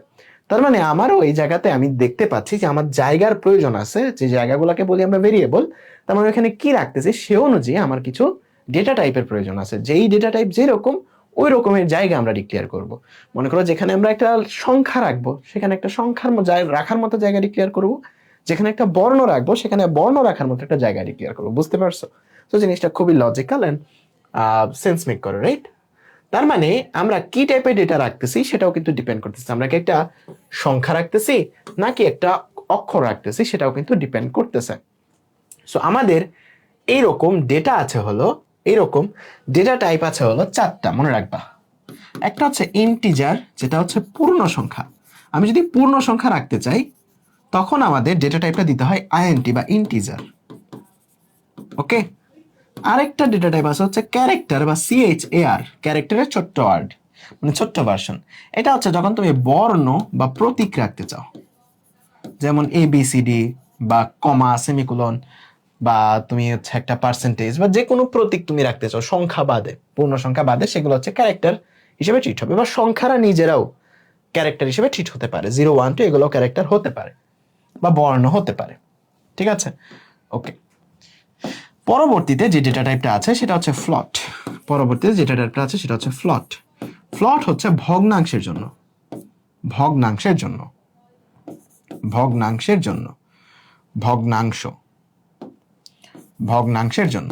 তার মানে তোমার ডেটাটা যদি এরকম হয় যে 50.24 বা 25, সেগুলো কোন টাইপের ডেটা? ফ্লট টাইপের ডেটা। তোমার ডেটা যদি এরকম হয় 50, কোন টাইপের ডেটা? ইন্টিজার টাইপের ডেটা। তোমার ডেটা যদি এরকম হয় যে এ, তারপর তোমার বি, তারপর ক্যাপিটাল লেটার এ, এগুলো হচ্ছে তোমার ক্যারেক্টার টাইপের ডেটা। আরেকটা ডেটা টাইপ আছে, যে ডেটা টাইপটা হচ্ছে ডাবল। এটাও মূলত ভগ্নাংশ, কিন্তু একটু ডিফারেন্স আছে হচ্ছে এদের স্টোরিং ক্যাপাবিলিটি বা স্টোরেজ ক্যাপাবিলিটির মধ্যে একটু চেঞ্জ আছে। ওকে, মানে দুইটার মধ্যে স্টোরিংটা ডিফারেন্ট ভাবে হয়। এখন যদি পরীক্ষায় প্রশ্ন আসে যে নিচের কোনটা ফ্লট টাইপের ডেটা, বা তোমার উপরে একটা ভগ্নাংশ দিয়ে দিল, বললো নিচের কোনটা, নিচের কোন ডেটা টাইপটা হচ্ছে ওইটা। যেমন একটু আগে একটা এমসিকিউ দেখছিলাম, যেটা ভগ্নাংশ দিয়ে দিয়েছে, বললো যেটা কোন টাইপের ডেটা। উত্তর হচ্ছে টু বি সেফ, সেফ থাকার জন্য তুমি উত্তর করবা হচ্ছে ফ্লট টাইপের ডেটা। ওকে, সেফ থাকার জন্য, কারণ ফ্লট মানে আমরা বুঝি ভগ্নাংশ। সো সেফ থাকার জন্য ফ্লটটা উত্তর করবা, কিন্তু ডাবলটাও কিন্তু সঠিক উত্তর, বাট সেফ থাকার জন্য তুমি ফ্লটটা উত্তর করবা। পূর্ণ সংখ্যা ইন্টিজার, তারপর ক্যারেক্টার টাইপের ডেটা হচ্ছে তোমার সিএচআর। এখন এগুলা মেমোরিতে কতটুকু জায়গা দখল করে এটাও তোমাকে একটু মনে রাখা লাগবে। যে এই যে ইন্টিজার টাইপের যে ডেটা, এগুলা 4 বাইট জায়গা দখল করে। কতটুকু? 4 বাইট। ক্যারেক্টার গুলা 1 বাইট। ফ্লট গুলা এটাও 4 বাইট জায়গা দখল করে। আর ডাবল যে এগুলো আছে এগুলো 8 বাইট জায়গা দখল করে। সো কম্পিউটারের মেমোরিতে কতটুকু জায়গা দখল করে এই জিনিসটাও তোমাকে কিন্তু গুরুত্বপূর্ণ একটা এমসিকিউ হিসেবে মনে রাখতে হবে। সো পুরানা বইগুলাতে এই ইন্টিজারটা 2 বাইট দেওয়া, বা এটা শর্ট ইন্টিজারের জন্য, বাট নর্মাল ইন্টিজার আসলে 4 বাইট জায়গা দখল করে বর্তমান কম্পিউটারে। সো যদি অ্যাডমিশনের প্রশ্ন আসে তাহলে 2 বাইট না দেখে 4 বাইট দাগেও ভুল করবা না। ওকে, সো এতটুকু মনে রাখা লাগবে। এখন একটা ভেরিয়েবল বানাইলে বা ভেরিয়েবলের মধ্যে ডেটা রাখতে হইলে কিভাবে রাখতে হয় মনে রাখবা। তোমাকে হচ্ছে আমি বললাম যে একটা বল, যে বলের মধ্যে তুমি ভ্যালু রাখো সেটা হচ্ছে ভেরিয়েবল। এখন এই বলটাকে বারবার বানাইতে হয় না, জায়গাটা বানাইতে হয় একবার, তারপর তুমি যত ইচ্ছা ভ্যালু রাখতে পারো। তুমি চাইলে একবার এখানে একটা টিনের ঘর বানাইতে পারো, একটু পরে এইটা ভাঙে একটা ছাদ বানাইতে পারো। তার মানে কি ভ্যালু রাখতেছো এটা তোমার উপর, চেঞ্জ করতে পারবা, কিন্তু এটার নামই এই কারণে ভেরিয়েবল। তার মানে জায়গাটা তুমি বানাও কয়বার, কম্পিউটার থেকে নাও কয়বার, একবার নাও। তার মানে আমরা ভেরিয়েবলও বানাই হচ্ছে একবার, মনে রাখবা এটা। তার মানে ভেরিয়েবল বানানোর সিস্টেম হচ্ছে তুমি প্রথমে ভেরিয়েবলটা ডেটা টাইপ দিবা, এন্ড দিবা, মানে তুমি একটা পূর্ণ সংখ্যা টাইপের জায়গা ডিক্লেয়ার করতে চাচ্ছ, তারপর সেটার নাম দিবা। মনে করো সারোয়ার নামে একটা জায়গা তুমি এখন সারোয়ার নামে বা এসএইচএ নামে একটা জায়গা তুমি এখন ডিক্লেয়ার করলা, লাস্টে সেমিকোলন। তার মানে এটার মানে হচ্ছে তুমি কম্পিউটারের মেমোরিতে সারোয়ার নামে একটা জায়গা ডিক্লেয়ার করলা, যে জায়গার মধ্যে তুমি পূর্ণ সংখ্যা রাখবা। এরপর তুমি চাইলে সেখানে একবার 5 রাখো, আমরা জানি অ্যাসাইনমেন্ট অপারেটর এই 5 ভ্যালুটা নিয়ে এই জায়গাতে রাখে, তারপর আবার ওই 6 রাখো, তার মানে আগের ভ্যালুটা সরাই দিয়ে এখন 6 রেখে দিবে এই জায়গাতে। তার মানে তারপর তুমি এখান থেকে যত ইচ্ছা ক্যালকুলেশন করতে পারো বা এখান থেকে নিয়ে অন্য জায়গায় ক্যালকুলেশন করতে পারো, ইটস আপ টু ইউ। তার মানে ভেরিয়েবলটা ডিক্লেয়ার করতে হয় একবার, এটা মনে রাখবা। ভেরিয়েবল কিন্তু প্রতিবার ইন্ট সারোয়ার লিখতে হয় না, ভেরিয়েবল বানাইতে হয় একবার, জায়গাটা বানাইতে হয় একবার। যদি তুমি একটা ফ্লট টাইপের ডেটা বানাও, তখন তোমাকে ভেরিয়েবল বানাও, তখন তুমি এইরকম ভাবে লিখবা যে ফ্লট রাকিব, ঠিক আছে, ফ্লট রাকিব। তারপর তুমি এই রাকিবের মধ্যে ভ্যালু রাখতে পারবা, সেখান থেকে নিয়ে বিভিন্ন কাজও করতে পারবা। আরেকটা জিনিস, অনেক সময় চাইলে তোমার যখন তুমি ভেরিয়েবলটা বানাচ্ছ তখনই চাইলে তুমি ভ্যালু লাইখা দিতে পারবা, ইটস আপ টু ইউ। তখনই চাইলে তুমি একবার রাখতে পারবা, পরে চাইলে আবার এডিট করে অন্য কিছু বসায় দিতে পারবা, ইটস আপ টু ইউ। ওকে, তো তখনই চাইলে ভেরিয়েবলে তুমি চাইলেই ভ্যালু রাইখা দিতে পারবা শুরুতেই, লাস্টে তুমি আবার চেঞ্জ করতে পারবা, যখন ইচ্ছা চেঞ্জ করতে পারবা। ওকে, ঠিক আছে ঠিক আছে, আশা করি ভেরি গুড, সবাই বুঝছো। এন্ড এতটুকু বুঝলেই মোটামুটি ম্যাক্সিমাম এমসিকিউ তুমি উত্তর করতে পারবা। ওকে, ম্যাক্সিমাম এমসিকিউ তুমি উত্তর করতে পারবা। যেমন এই জায়গাতে দেখতে পাচ্ছ যে আমরা উপরে কি লিখছি এতটুকু ভুইলা যাও, এতটুকু তোমার এখন বোঝা লাগবে না, আমরা পরবর্তীতে বুঝবো। এতটুকু ভুইলা যাও, এতটুকুর মধ্যে কি লিখছি। তোমার ভার্সিটির জন্য যে জিনিসটা ইম্পর্টেন্ট, এই জিনিসটাকে বুঝছো কিনা, যে আমি এখানে একটা ভেরিয়েবল বানাইছি এ নামে, যেখানে আমি 5 ভ্যালু রাখছি। এখানে আরেকটা ভেরিয়েবল বানাইছি সারোয়ার নামে, যেখানে আমি 24 বা 24 ভ্যালু রাখছি। সো এই জিনিসটা বুঝতে পারছো কিনা, এই জিনিসটা বুঝতে পারলেই হইলো তোমার, ঠিক আছে। সো আশা করি এই জিনিসটা বুঝতে পারছো।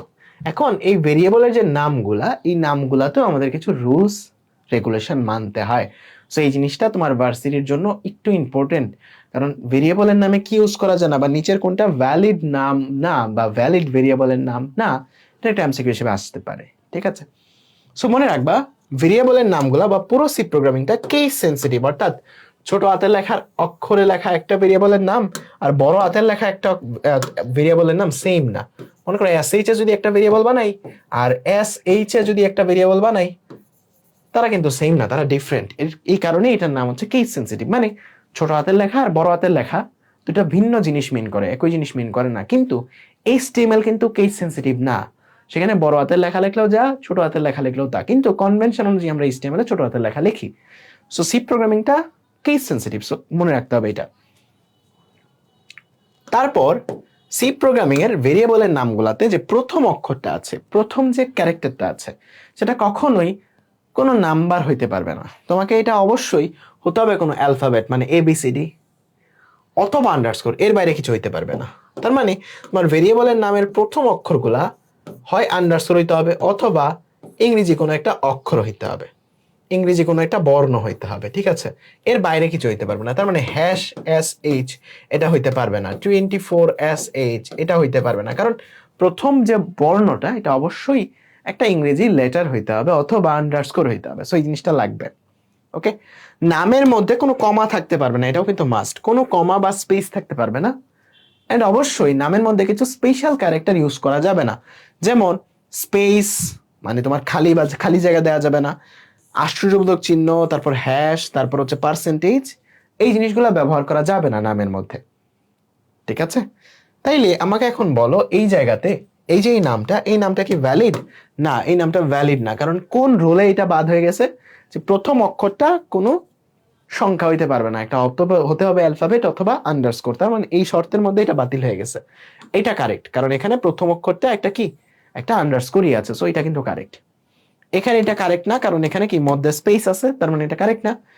S24 এটা কিন্তু কারেক্ট, বিকজ প্রথম অক্ষরটা স্যাটিসফাই করছে, এটা একটা ক্যারেক্টার আছে, এন্ড নামের মধ্যে কোনো বিশেষ চিহ্ন বা প্রতীক নাই, কোনো স্পেসও নাই, কোনো কমাও নাই, তার মানে এটা কিন্তু কারেক্ট। দেখো তুমি কিন্তু চাইলে অক্ষরের সাথে সংখ্যা ইউজ করতে পারবা, কিন্তু শুরুর যে লেটারটা সেটা সংখ্যা ইউজ করা যাবে না, এটা জাস্ট একটা বাধ্যবাধকতা। ওকে, সো ভেরিয়েবলের নামগুলাতে তোমার এই জিনিসগুলো মনে রাখতে হবে, মাথায় রাখতে হবে, ঠিক আছে। সাথে আরো কিছু জিনিস তুমি ইউজ করতে পারবে না, যেমন এই যে স্পেশাল যে কিছু ওয়ার্ড আছে, 32টা ওয়ার্ড, এই 32টা ওয়ার্ড তুমি ইউজ করতে পারবে না, এগুলাকে বলা হয় রিজার্ভড ওয়ার্ড। সি প্রোগ্রামিং এ রিজার্ভড ওয়ার্ড বলা হয় এগুলাকে। এখন এগুলার 32টা কি তোমার মুখস্থ করতে হবে? উত্তর হচ্ছে না। আমি কয়েকটা দাগায় দিচ্ছি, ওই কয়েকটা জাস্ট মুখস্থ করবা। ওকে, প্রথম কথা, এই জায়গাতে ব্রেক এটা যে ইউজ করতে পারবা না, এটা তোমার একটু মনে রাখা লাগবে। ক্যারেক্টার এটা একটা ডাটা টাইপ ইউজ করছো, যে কারণে এখানে ইউজ করতে পারবা না। কন্টিনিউ, ডু এটা ইউজ করতে পারবা না। কনস্ট এটা ইউজ করতে পারবা না। ডাবল, এলস, তারপর ফর, ইফ, গো টু, ফ্লট, মানে যেগুলো অন্যান্য কাজে ইউজ করো ওইগুলো এখানে ইউজ করা যাবে না। ইন্ট, লং, রিটার্ন, তারপর আর কোনটা আর কোনটা আর কোনটা আর কোনটা, আর তেমনটা তেমন লাগবে না, এগুলো মনে রাখলেই হবে। তার মানে এই নামগুলো তোমরা ভেরিয়েবলের নামে ইউজ করতে পারবা না। সো এক কথায় যেন মানে একদম মনের মধ্যে যেন থাকে যে এই ওয়ার্ডগুলো অন্যান্য কাজে আমরা ইউজ করি, যে কারণে ভেরিয়েবলের নামে আমরা ইউজ করতে পারবো না। ঠিক আছে, ওকে। সো আমি চেষ্টা করতেছি খুবই কম সময় তোমাদের অধ্যায়টা গুছায় দিতে, যেন একদম পারফেক্টলি অধ্যায়টা তোমরা ক্লিয়ার করতে পারো, একদম পারফেক্টলি যেন অধ্যায়টা তোমরা গুছায় শেষ করতে পারো। ঠিক আছে, ওকে। সো এই জায়গাতে ডেটা টাইপগুলো দেয়া, ডেটা টাইপের সাইজগুলো দেয়া, সো এগুলো আমরা অলরেডি পড়ে ফেলছি। এখন এই ডেটা টাইপের সাথে আরেকটা জিনিস লেখা দেখো, এগুলোকে বলা হয় স্পেসিফায়ার। যে ক্যারেক্টারেরটা %c, আর ইন্টিজারেরটা %d, ফ্লটেরটা %f, এবং ডাবলেরটা %lf। সো এই স্পেসিফায়ারগুলো লাগবে যখন আমরা ডেটা ইনপুট নিব অথবা আউটপুট নিব, বা এই যখন দেখাবো প্রিন্ট করে, বা যখন স্ক্যানএফ দিয়ে ইনপুট নিব, তখন আমাদের এই স্পেসিফায়ারগুলো লাগবে। সো একটু মনে রাখো যে ক্যারেক্টারের জন্য স্পেসিফায়ার হচ্ছে %c, ইন্টিজারের জন্য %d, কারণ চারটা ডেটা টাইপই পড়ছি, 4 রকমের ডেটাই হইতে পারে। ফ্লটের জন্য %f এবং ডাবলের জন্য %lf। একটু কষ্ট করে মনে রাখবা এই 4টা জিনিস, এন্ড সাইজটা তো মনে রাখতেই হবে। এখন শুধু যে ভেরিয়েবল তৈরি হতে পারে এমন না, ধ্রুবকও তৈরি হতে পারে। ভেরিয়েবল কি এমন একটা জায়গা যেখানে মান চেঞ্জ হইতে পারে, এই কারণে এটার নাম ভেরিয়েবল। আর ধ্রুবক কি, যেটার মান চেঞ্জ হয় না। সো একটা জায়গা, এই জায়গাটাকে যদি ধ্রুবক বানাইতে চাও, তাহলে নামের শুরুতে তোমার একটা কনস্ট বা কনস্ট্যান্টের যে প্রথম ওয়ার্ডটা কনস্ট, এই কনস্ট ওয়ার্ডটা যদি লিখে দাও, তাইলেই এই যে জায়গাটা আছে এই জায়গাটা এখন ধ্রুবক হয়ে যাবে। এই নামে যে জায়গাটা আছে এই জায়গাটা এখন ধ্রুবক হয়ে যাবে। এই জায়গাটা যে জায়গাটা আছে এই জায়গাটা এখন ধ্রুবক হয়ে যাবে। ঠিক আছে, তার মানে এটার মান বা এই জায়গাটার মধ্যে যে এর মধ্যে তুমি 3 রাখছো, এখন এর মধ্যে তুমি 4 রাখতে পারবা না। যদি এটা কনস্ট্যান্ট না হয়তো জাস্ট ইন্টিজার (3) লেখা, তাহলে কিন্তু তুমি পরবর্তীতে এর মধ্যে 4ও রাখতে পারতা, যেটা আমরা একটু আগে দেখছি। বাট যদি এটা ধ্রুবক হিসেবে তুমি ডিক্লেয়ার করো, তাহলে কিন্তু পরবর্তীতে মান চেঞ্জ করা যায় না। ধ্রুবকের মানেই এটা যে পরবর্তীতে চেঞ্জ করা যায় না। আরেকটা গুরুত্বপূর্ণ ইনফরমেশন মনে রাখবা, যে এটা তোমার সি প্রোগ্রাম লিখতে হেল্প করবে বা বুঝতে হেল্প করবে সহজে, যে যেই জায়গাতে তোমার ক্যারেক্টার ওকে বা বর্ণ বা অ্যালফাবেট তুমি লিখবা, সিঙ্গেল কোটেশনের মধ্যে লিখতে হয়। এটা একটা লেখার নিয়ম। যেমন এই জায়গাতে দেখো আমি এ এর মধ্যে 3 রাখছি, কোনো সমস্যা না, ডিরেক্টলি রেখে দিছি a = 3। বাট str নামে একটা জায়গার মধ্যে সি লেটারটা রাখছি, ক্যারেক্টার রাখছি। সো এটা অবশ্যই শুধুমাত্র সি লিখে দিলে হবে না, সিঙ্গেল কোটেশনের মধ্যে তোমাকে সিটা লিখতে হবে। আর যত লাইন আছে সি প্রোগ্রামিং এ সব ডাবল কোটেশনের মধ্যে লিখতে হয়, এটা মনে রাখবা। সি প্রোগ্রামিং এ বাক্য লিখতে হয় ডাবল কোটেশনে, আর লেটার বা তোমার একটা বর্ণ লিখতে হয় সিঙ্গেল কোটেশনে। সো এই জিনিসটা মনে রাখতে হবে, এটা তোমার প্রোগ্রামটা লিখতে সুবিধা করবে। ঠিক আছে, সো এখন আমরা মেইন কিছু পার্ট পড়বো, সি প্রোগ্রামিং আসলে প্রোগ্রাম লিখতে হয় কিভাবে, এই জিনিসটা একটু দেখবো। সো এটা এত বেশি তোমাদের জন্য ইম্পর্টেন্ট না, আমরা এতক্ষণ পর্যন্ত যা যা পড়ছি এখান থেকেই ম্যাক্সিমাম প্রশ্ন আসবে তোমাদের ভার্সিটিতে। এত বেশি ইম্পর্টেন্ট না এই টপিকটা। সো কেউ যদি স্কিপ করতে চাও স্কিপ করতে পারো, কোনো সমস্যা নেই। সো সি প্রোগ্রামিং এ সব কাজ হয় ফাংশনের মাধ্যমে। ঠিক আছে, মনে করো তুমি একটা কাজ করবে, একটা পার্টিকুলার কাজ করবা, যে তোমার পানি বুড়ায় খাইতে হবে। এই কাজ করার জন্য তোমার একটা ফাংশন আছে। তুমি জাস্ট বাসার মালিক, তুমি জাস্ট তারা বলবা যে ভাই পানি বুড়ায় দে, সে তোমার পানি বুড়ায় দিয়ে দিবে। তার মানে সে তোমার কাজটা করে দিবে। এখানে তুমি মনে করো যে হানি সিং এর মতো মিলিনিয়ার, সো তোমার অনেক কাজের জন্য অনেক রকম মানুষ রাখা আছে। মনে করো তোমার ভাত রান্না করার জন্য আরেকজন মানুষ, তুমি জাস্ট তাকে একটা অর্ডার দিবা যে ভাত রান্না করে দাও, সে কিন্তু তোমার কাজটা করে দিবে। ঠিক আছে, তার মানে সি প্রোগ্রামিং কাজও করে এরকম ভাবে। তার মানে সি প্রোগ্রামিং এর প্রত্যেকটা পার্টিকুলার কাজের জন্য কি আছে বলতো, একটা করে স্পেসিফিক ফাংশন আছে। এই যে কাজগুলা করে দিচ্ছে, যেই তোমার লোকরা আছে তোমার বাসায়, এদেরকে আমরা বলি একটা করে ফাংশন। তার মানে সি প্রোগ্রামিং এ প্রত্যেকটা কাজের জন্য একটা করে ফাংশন আছে। তার মানে তুমি মনে করো একটা লেখা প্রিন্ট করতে চাও, এটার জন্য একটা ফাংশন আছে। তুমি জাস্ট তাকে বলবা যে ভাই আমি এই জিনিসটা প্রিন্ট করতে চাই, সে তোমাকে এই জিনিসটা প্রিন্ট করে দিয়ে দিবে, মানে তোমার কাজটা করে দিবে। তারপর তুমি কিছু স্ক্যানএফ দিয়ে তুমি কিছু ইনপুট নিতে চাও, তুমি জাস্ট তারা বলবা যে ভাই আমি এই জিনিসটা ইনপুট নিতে চাই এবং এখানে রাখতে চাই, সে তোমার কাজটা করে দিবে। তার মানে সি প্রোগ্রাম কাজই করে এইভাবে যে তুমি একটা ফাংশনকে ডাক দিবা, সে জাস্ট তোমার কাজটা করে দিবে। এরকম ভাবে সি প্রোগ্রামগুলো ডিজাইন করা বা কাজ করে। এখন ফাংশনকে এই যে আমরা ডাক দিচ্ছি যে ভাই আমার পানি পানি বুড়ায় দাও বা ভাত রান্না করে দাও, এগুলাকে বলা হয় ফাংশন কলিং, তাই না? আমরা ফাংশনটাকে ডাক দিচ্ছি যে ভাই আমার একটা কাজ করে দাও, রাইট? এখন এই ফাংশনটাকে ডাক দেয় কেমনে? ফাংশনটাকে ডাক দিতে হয় ফাংশনের নাম ধরে। ধরো ফাংশনের নাম যদি হয় প্রিন্টএফ, তাইলে এইভাবে ডাক দিতে হয় প্রিন্টএফ ডাবল ফার্স্ট ব্র্যাকেট লাস্টে সেমিকোলন, এর ভিতরে তার পার্টিকুলার কাজগুলো লিখতে হয়। ফাংশনের নাম যদি হয় স্ক্যানএফ, তাইলে লিখতে হয় এরকম ভাবে ফার্স্ট ব্র্যাকেট লাস্টে সেমিকোলন, এর ভিতরে তার কাজগুলো আমাদের বলে দিতে হয়। ফাংশনের নাম যদি হয় তোমার এসকিউআরটি, তাকে ডাক দিতে হয় এরকম ভাবে, এর ভিতরে তার কাজগুলো বলে দিতে হয় যে তুমি এই কাজটা করো, সে তোমাকে এই কাজটাই করে দেয়। ফাংশনের নাম যদি হয় পাওয়ার বা পাও, সে তোমাকে এই রকম কাজ করে দিবে। ফাংশনের নাম যদি হয় মনে করো যে গেট সিএইচ, সে তোমাকে এই জায়গাতে যা দাও ওই অনুযায়ী কাজ করে দিবে। তার মানে ফাংশনকে ডাক দিতে হয় হচ্ছে ফাংশনের নাম, তারপর প্যারেনথেসিস লাস্টে সেমিকোলন, এরকম ভাবে ফাংশনটাকে ডাক দিতে হয়। সব ফাংশনকে ডাক দিতে হয় এরকম ভাবে। তার মানে এই যে ফাংশনগুলা, এই ফাংশনগুলা ডাক দিতে হয় এরকম ভাবে। এখন কথা হচ্ছে যে আমার এই ফাংশনগুলারেও তো আমার প্রোগ্রাম চিনে না, তার মানে অবশ্যই আমার ফাংশনটা প্রথমে বানাইতে হবে, তারপর আমার প্রোগ্রাম চিনবে, অথবা কোথাও বানানো থাকলে সেখান থেকে আমি নিয়ে আসব, তাইলেই তো প্রোগ্রাম চিনবে বা কাজটা করতে পারবে, রাইট? সো এর জন্য আমরা আসলে বানাই না ফাংশনগুলা, আমরা কোথাও একটা থেকে নিয়ে আসি, আমরা একটা ফাইল থেকে নিয়ে আসি যেটাকে বলা হয় হেডার ফাইল। এই ফাইলটার নাম কি? Header file. ওকে, হেড মাথা যেখানে, সো মাথার যে ফাইলটা সেটা হচ্ছে হেডার ফাইল। যেমন হ্যাশ, এখানে ইনক্লুড করি হচ্ছে ইনক্লুড stdio.h, এটা হচ্ছে ফাইলটার নাম, ঠিক আছে? আমরা এই ফাইলটা আমার প্রোগ্রামে ইনক্লুড করছি কারণ আমরা এই ফাইলের মধ্যে যে ফাংশনগুলো আছে সেই ফাংশনগুলো ব্যবহার করতে চাই। কারণ আমি যদি না আনি ফাংশনগুলা, তাহলে আমি তো ডাক দিতে পারবো না, আমি কাজও করাইতে পারবো না। তার মানে ফাংশনগুলো যেখানে বানানো আছে ওই ফাইলটাকে আমি ইনক্লুড করলাম আমার প্রোগ্রামে। আর এই হ্যাশ দিয়ে বোঝায় যে এটা আগেই প্রসেস করে নাও বা প্রি প্রসেস করে নাও এই জিনিসটাকে। হ্যাশ মানে হচ্ছে প্রি প্রসেসর ডেরিভেটিভ, মানে এই ফাইলটা যে আমি ইনক্লুড করছি এটা তুমি আগেই প্রসেস করে নাও, সবার আগেই প্রসেস করে নাও। তারপর সবকিছু লিখতে হয় হচ্ছে মেইন ফাংশনে। ওকে, এটাকে বলা হয় সবচেয়ে গুরুত্বপূর্ণ ফাংশন, ইন্ট মেইন। এই মেইন ফাংশনের ভিতর হচ্ছে সবকিছু লিখতে হয়। এখন বলবা যে ভাইয়া আমরা তো তাহলে এই ফাংশনটাকে কল করলাম না, আমরা তো এটার স্ট্রাকচারটা এরকম না। কল করার স্ট্রাকচার কিরকম? কল করার স্ট্রাকচার এরকম, ফাংশনের নাম প্যারেনথেসিস লাস্টে সেমিকোলন। আমরা কি এই ফাংশনটাকে কল করছি? না, ডাক দেই নাই। এটা হচ্ছে ফাংশনকে বানানোর সিনট্যাক্স। আমরা এই মেইন ফাংশনটা তৈরি করতেছি, এই মেইন ফাংশনের ভিতরে আমরা বাকি ফাংশনগুলোকে ডাক দিয়ে কাজ করাবো, ঠিক আছে? ফাংশনকে তৈরি করার স্ট্রাকচার হচ্ছে এটা, যে আগে তোমার ভেরিয়েবলের একটা ডেটা টাইপ দিতে হয়, তারপর ফাংশনের নাম প্যারেনথেসিস আর একটা বডি থাকে তার। সো এত ডিটেলসে জানার দরকার নেই, জাস্ট মনে রাখবা যে এখানে আমরা ফাংশনটা বানাচ্ছি। এখন এর ভিতরে আমরা হচ্ছে ভেরিয়েবল ডিক্লেয়ার করতে পারবো, অন্য একটা ফাংশনকে ডাক দিয়ে কাজ করাতে পারবো, এনিথিং উই ওয়ান্ট, আমরা যে কোনো কিছু করাইতে পারবো, ঠিক আছে? সো আমরা যে ভেরিয়েবলগুলো বানাচ্ছিলাম সেগুলো চাইলেই আমরা এখন এই জায়গাতে বানাইতে পারবো, ঠিক আছে? মেইন ফাংশনের ভিতরে আমরা ভেরিয়েবলগুলো বানাই, তাই চাইলে এখানে ভ্যালুগুলো চেঞ্জ করতে পারবো, এনিথিং করতে পারবো আমরা এই জায়গাতে। ওকে, যা খুশি করতে পারবো।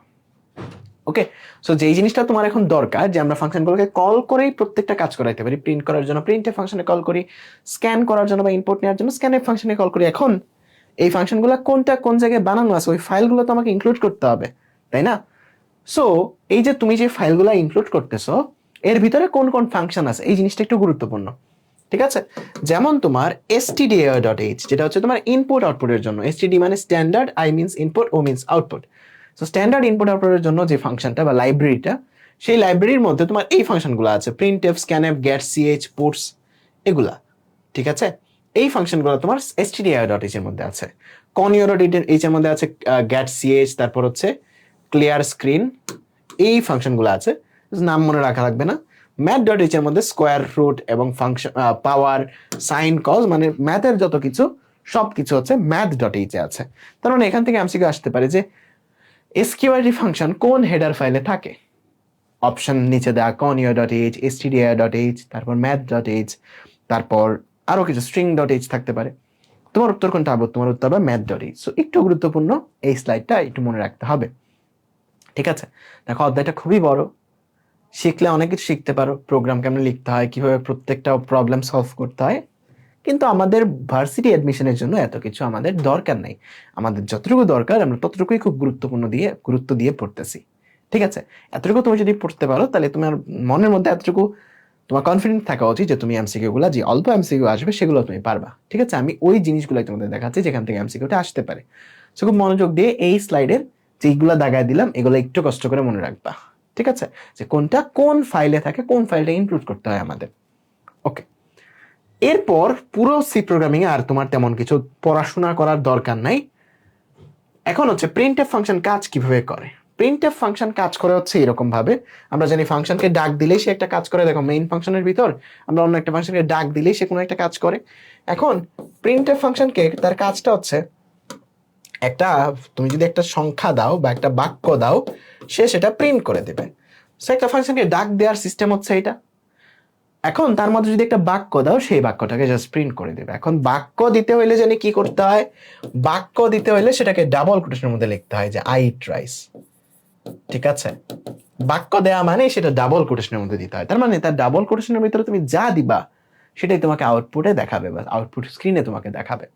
ঠিক আছে, জাস্ট ফাংশনটাকে ডাক দিলা, ফাংশনের নাম, প্যারেনথেসিস, লাস্টে সেমিকোলন, এটার ভিতরে ডাবল কোটেশনের ভিতরে যা দিবা সেটাই তোমার আউটপুটে শো করবে। ঠিক আছে, বুঝতে পারছো?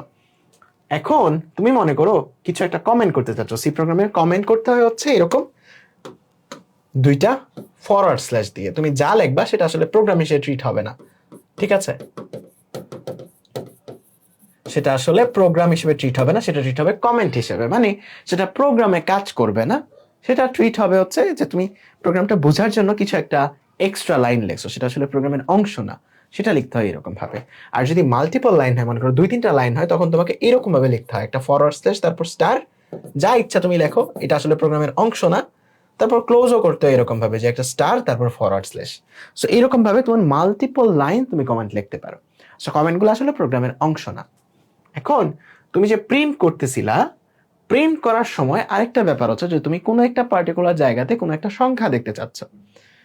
সো প্রোগ্রাম কি জানে? প্রোগ্রাম জানে তো যে তুমি প্রিন্টএফ এর ডাবল কোটেশনের ভিতরে যা দিবা সেটা তোমার আউটপুটে দেখাবে, তাই না? প্রিন্টএফ এর ডাবল কোটেশনের মধ্যে যা দিবা সেটা তোমার আউটপুটে দেখাবে। এখন এই জায়গায় যদি পার্টিকুলার কোনো একটা জায়গাতে তুমি একটা সংখ্যা দেখাইতে চাও, তাহলে ওই জায়গাতে তোমাকে একটা স্পেসিফায়ার ইউজ করতে হয়। কি ইউজ করতে হয়? একটা স্পেসিফায়ার ইউজ করতে হয়। তুমি যদি একটা পূর্ণ সংখ্যা দেখাইতে চাও তাহলে তোমার %d মানে পূর্ণ সংখ্যা বা ইন্টিজারের স্পেসিফায়ার ইউজ করতে হয়। তুমি যদি একটা ভগ্নাংশ দেখাইতে চাও তাহলে তোমাকে %f স্পেসিফায়ারটা ইউজ করতে হবে, রাইট? এখন স্পেসিফায়ারটা ইউজ করা মানে যে এই জায়গাতে একটা সংখ্যা দেখাও, কিন্তু সেই সংখ্যাটা কোন জায়গা থেকে দেখাবা, কত দেখাবা, সেটা ডিফাইন করে হচ্ছে এই কমার পরে তুমি যা দিবা। কমার পরে তুমি যদি 5 দাও তাহলে সে এখানে 5 দেখাবে। কমার পরে তুমি যদি 10 দাও তাহলে সে এখানে 10 দেখাবে। তুমি যদি a ক্রস b দাও তাহলে a আর b তে যত রাখছো এদের গুণফল যেটা, এই গুণফলটা তোমাকে এই জায়গাতে দেখাবে। তার মানে কোনো একটা জায়গাতে স্পেসিফায়ার দেওয়া মানে ওই জায়গাতে কোনো একটা ভেরিয়েবলের ভ্যালু তুমি দেখাতে চাচ্ছ, বা কোনো একটা ভেরিয়েবল বা কোনো একটা বাটি থেকে তুমি কিছু একটা দেখাতে চাচ্ছ। স্পেসিফায়ার দেওয়া মানে তুমি অন্য কোনো বাটি থেকে কিছু একটা দেখাতে চাচ্ছ। এন্ড কি দেখাতে চাচ্ছ এটা দিতে হয় তোমার কমার পরে। কমার পরে দিতে হয় যে কত ভ্যালুটা তুমি দেখাইতে চাচ্ছ বা কি দেখাইতে চাচ্ছ। বুঝতে পারছো? কি দেখাইতে চাচ্ছ এটা দিতে হয় তোমার কমার পরে। ক্লিয়ার এতটুকু? পারবা আশা করি। সো এখানে তেমন বেশি তোমার কিছু দরকার নাই। আমাকে বলো জাস্ট এইটার উত্তর কি আসবে। মনে করো আমি এখন এই প্রিন্টএফ একটা ফাংশন লিখলাম, এখানে আমি দিলাম হচ্ছে একটা %d, আমি এই জায়গাতে দিলাম হচ্ছে 5 > 2। এটার আউটপুট কি আসবে বলো তো? আমি এই জায়গাতে যেটা দিচ্ছি ওইটা হচ্ছে আউটপুটে শো করবে। এখানে আমি একটা সংখ্যা দেখতে চাচ্ছি যেটা হচ্ছে একটা পূর্ণ সংখ্যা। এখানে যে সংখ্যাটা দেখায় ওই সংখ্যাটা আমি কই থেকে দেখাই, এই পাশে যেই সংখ্যাটা, এই সংখ্যাটা এখানে দেখায়। তাহলে এখানে একটা অপারেশন হচ্ছে, এটা একটা রিলেশনাল অপারেটর, যে 5 2 থেকে বড় কিনা। এটার উত্তর কি আসবে, এটার আউটপুট কি আসবে? হ্যাঁ, বড়। তার মানে এইটুকুর ক্যালকুলেশনের ভ্যালু কি 1, তার মানে ওই 1টাই এখানে শো করবে। ঠিক আছে, তার মানে আউটপুটে তোমাকে কত দেখাবে? আউটপুটে তোমাকে দেখাবে 1। বুঝতে পারছো? তার মানে তুমি কমার ওই পাশে যত ভ্যালু থাকে, যদি কোনো একটা ভেরিয়েবল থাকে তাহলে ওই ভেরিয়েবলে যত ভ্যালু আছে সেটা তোমাকে দেখাবে। যদি কোনো ক্যালকুলেশন থাকে ওই ক্যালকুলেশনে যত ভ্যালু আউটপুট, সেই আউটপুটটা তোমাকে দেখাবে। তুমি যদি 2 + 3 দিতা তাহলে তোমাকে এখানে 5 দেখাইতো। ব্যাপারটা খুবই সিম্পল। তার মানে তুমি যদি কোনো ভেরিয়েবল থেকে ভ্যালু দেখতে চাও তখনই তোমাকে এরকম স্পেসিফায়ার গুলা ইউজ করতে হয়। আর এই লাস্টে যে ব্যাকস্ল্যাশ n, এই ব্যাকস্ল্যাশ n ইউজ হয় হচ্ছে নতুন লাইন প্রিন্ট করার জন্য, যে এই জিনিসটা প্রিন্ট করে তুমি নতুন লাইনে চলে যাবা। তার মানে নিউ লাইন প্রিন্ট করার জন্য তোমাকে ব্যাকস্ল্যাশ n ইউজ করতে হয়, ঠিক আছে। আর ব্যাকস্ল্যাশ t ইউজ করতে হয় হচ্ছে ট্যাব দেওয়ার জন্য, মানে একটু স্পেস দেওয়ার জন্য, 3-4টা স্পেস দেওয়ার জন্য, ঠিক আছে। ওকে, তারপর স্ক্যানএফ ফাংশন ঠিক কিভাবে লিখতে হয় এটাও তোমাকে একটু লাগবে। স্ক্যানএফ ফাংশনটাকে নর্মালি ডাক দিতে হয় এরকম ভাবে, প্রত্যেকটা ফাংশনকে ডাক দিতে হয় এরকম ভাবে যে ফাংশন প্যারেন্থেসিস লাস্টে সেমিকোলন। এখন স্ক্যানএফ ফাংশনে তুমি কি টাইপের ডেটা ইনপুট নিতে চাচ্ছ সেটা তোমাকে একটা বাক্য বা স্ট্রিং এর মধ্যে দিতে হয়। আমরা জানি বাক্য যখনই লিখতে হয় তখন এটা ডাবল কোটেশনের মধ্যে লিখতে হয়। সো স্ক্যানএফ ফাংশনেও আমাদের, মনে করো আমি একটা ডেসিমাল টাইপের এটা নিচ্ছি বা একটা পূর্ণ সংখ্যা নিচ্ছি, এটাকে আমার একটা স্ট্রিং বা বাক্যর মধ্যে তাকে ইনপুট দিতে হয়। তারপর দিতে হয় হচ্ছে যে কোন জায়গায় ভ্যালুটা রাখবো। সো মনে করো আমি এ নামে একটা ভেরিয়েবলের অ্যাড্রেসে রাখবো। সো অ্যাড্রেস বুঝাইতে এই এন্ড সিম্বলটা ইউজ হয় অ্যাড্রেস বোঝানোর জন্য, ঠিক আছে, ঠিকানা বোঝানোর জন্য। সো মনে করো আমি এখানে এ নামে একটা ভেরিয়েবল ডিক্লেয়ার করলাম, এই এর যে অ্যাড্রেস, এর যে লোকেশন, ওই লোকেশনে আমি এখন এর ভ্যালু রাখতেছি, বা যে ভ্যালুটা ইনপুট নিচ্ছি ওইটা এর লোকেশনে আমি রাখতেছি। সো এইরকম ভাবে তোমাকে ইনপুটগুলো নিতে হয়। তুমি চাইলে একই লাইনে মাল্টিপল ইনপুট নিতে পারবা। দেখো, তুমি চাইলে 2টা পার্সেন্টই দিতে পারো, তার মানে তুমি 2টা ভ্যালু ইনপুট নিবা, প্রথমটা রাখবা বি এর অ্যাড্রেসে, পরেরটা রাখবা সি এর অ্যাড্রেসে। সো এরকম ভাবে তুমি মাল্টিপল ইনপুট একই সাথে তুমি নিতে পারবা, ঠিক আছে। সো তোমাকে এখানে কিছুই শেখা লাগবে না, স্ক্যানএফ ফাংশন কিভাবে লিখতে হয়, প্রিন্টএফ ফাংশন কিভাবে লিখতে হয়, কিছুই শেখা লাগবে না। জাস্ট এতটুকু মনে রাখো যে আউটপুটটা কি আসতে পারে, এই জিনিসটা মনে রাখলেই তোমার মোর দেন এনাফ। সো এরপরে আমাদের যে টপিকটা আছে সেটা হচ্ছে কন্ডিশনাল স্টেটমেন্ট। সো এটাও এত বেশি ইম্পর্টেন্ট না, ইম্পর্টেন্ট পার্টগুলো এই অধ্যায়ের শুরুতে, ভেরিয়েবল ওই টপিকগুলো সবচেয়ে বেশি ইম্পর্টেন্ট। সো এখানে আমি এত বেশি সময় দিব না। সো কন্ডিশনাল স্টেটমেন্ট দুই রকমের হতে পারে, একটা হচ্ছে এক লাইনে আর একটা হচ্ছে মাল্টিপল লাইনে। সো সবচেয়ে ফেমাস কন্ডিশনাল স্টেটমেন্টটা হচ্ছে ইফ এলস, ঠিক আছে। সো এটার সিনট্যাক্সটা হচ্ছে যে ইফ আমার এখানে একটা ভ্যালু, এটা যদি সত্য হয় বা এখানে এই কন্ডিশনটা যদি সত্য হয় তাহলে এটা কাজ করবে। তার মানে যদি সত্য হয় তাহলে এটা কাজ করবে, আর যদি মিথ্যা হয় তাহলে এই এলস এর ভিতর যা যা লিখবো সেগুলা কাজ করবে, ঠিক আছে। এটুকু কাজ করবে যদি মিথ্যা হয়, যদি মিথ্যা হয় তাহলে এতটুকু কাজ করবে। তাইলে আমাকে বলো তো, আমি যদি এখানে 1 দেই তাইলে কোন অংশটুকু কাজ করবে? অবশ্যই এই অংশটুকু কাজ করবে, তাই না? কারণ 1 মানেই সত্য। তার মানে যদি সত্য, যদি সত্য তার মানে এইটুকু কাজ করবে, রাইট। আমি যদি এখানে 0 দেই তার মানে তখন কোনটুকু কাজ করবে? আমি দিলাম যদি মিথ্যা, 0 মানে মিথ্যা। সো যদি মিথ্যা তাহলে তখন এলস এরটুকু কাজ করবে, রাইট। আমি যদি এখানে দেই যে ইফ 3 ইজ গ্রেটার দেন 2, এখন 3 কি 2 থেকে বড়, এটা একটা রিলেশনাল অপারেটর, এটা করে আউটপুট কি? হ্যাঁ, বড় মানে সত্য। তার মানে এখানে আউটপুট আসছে সত্য।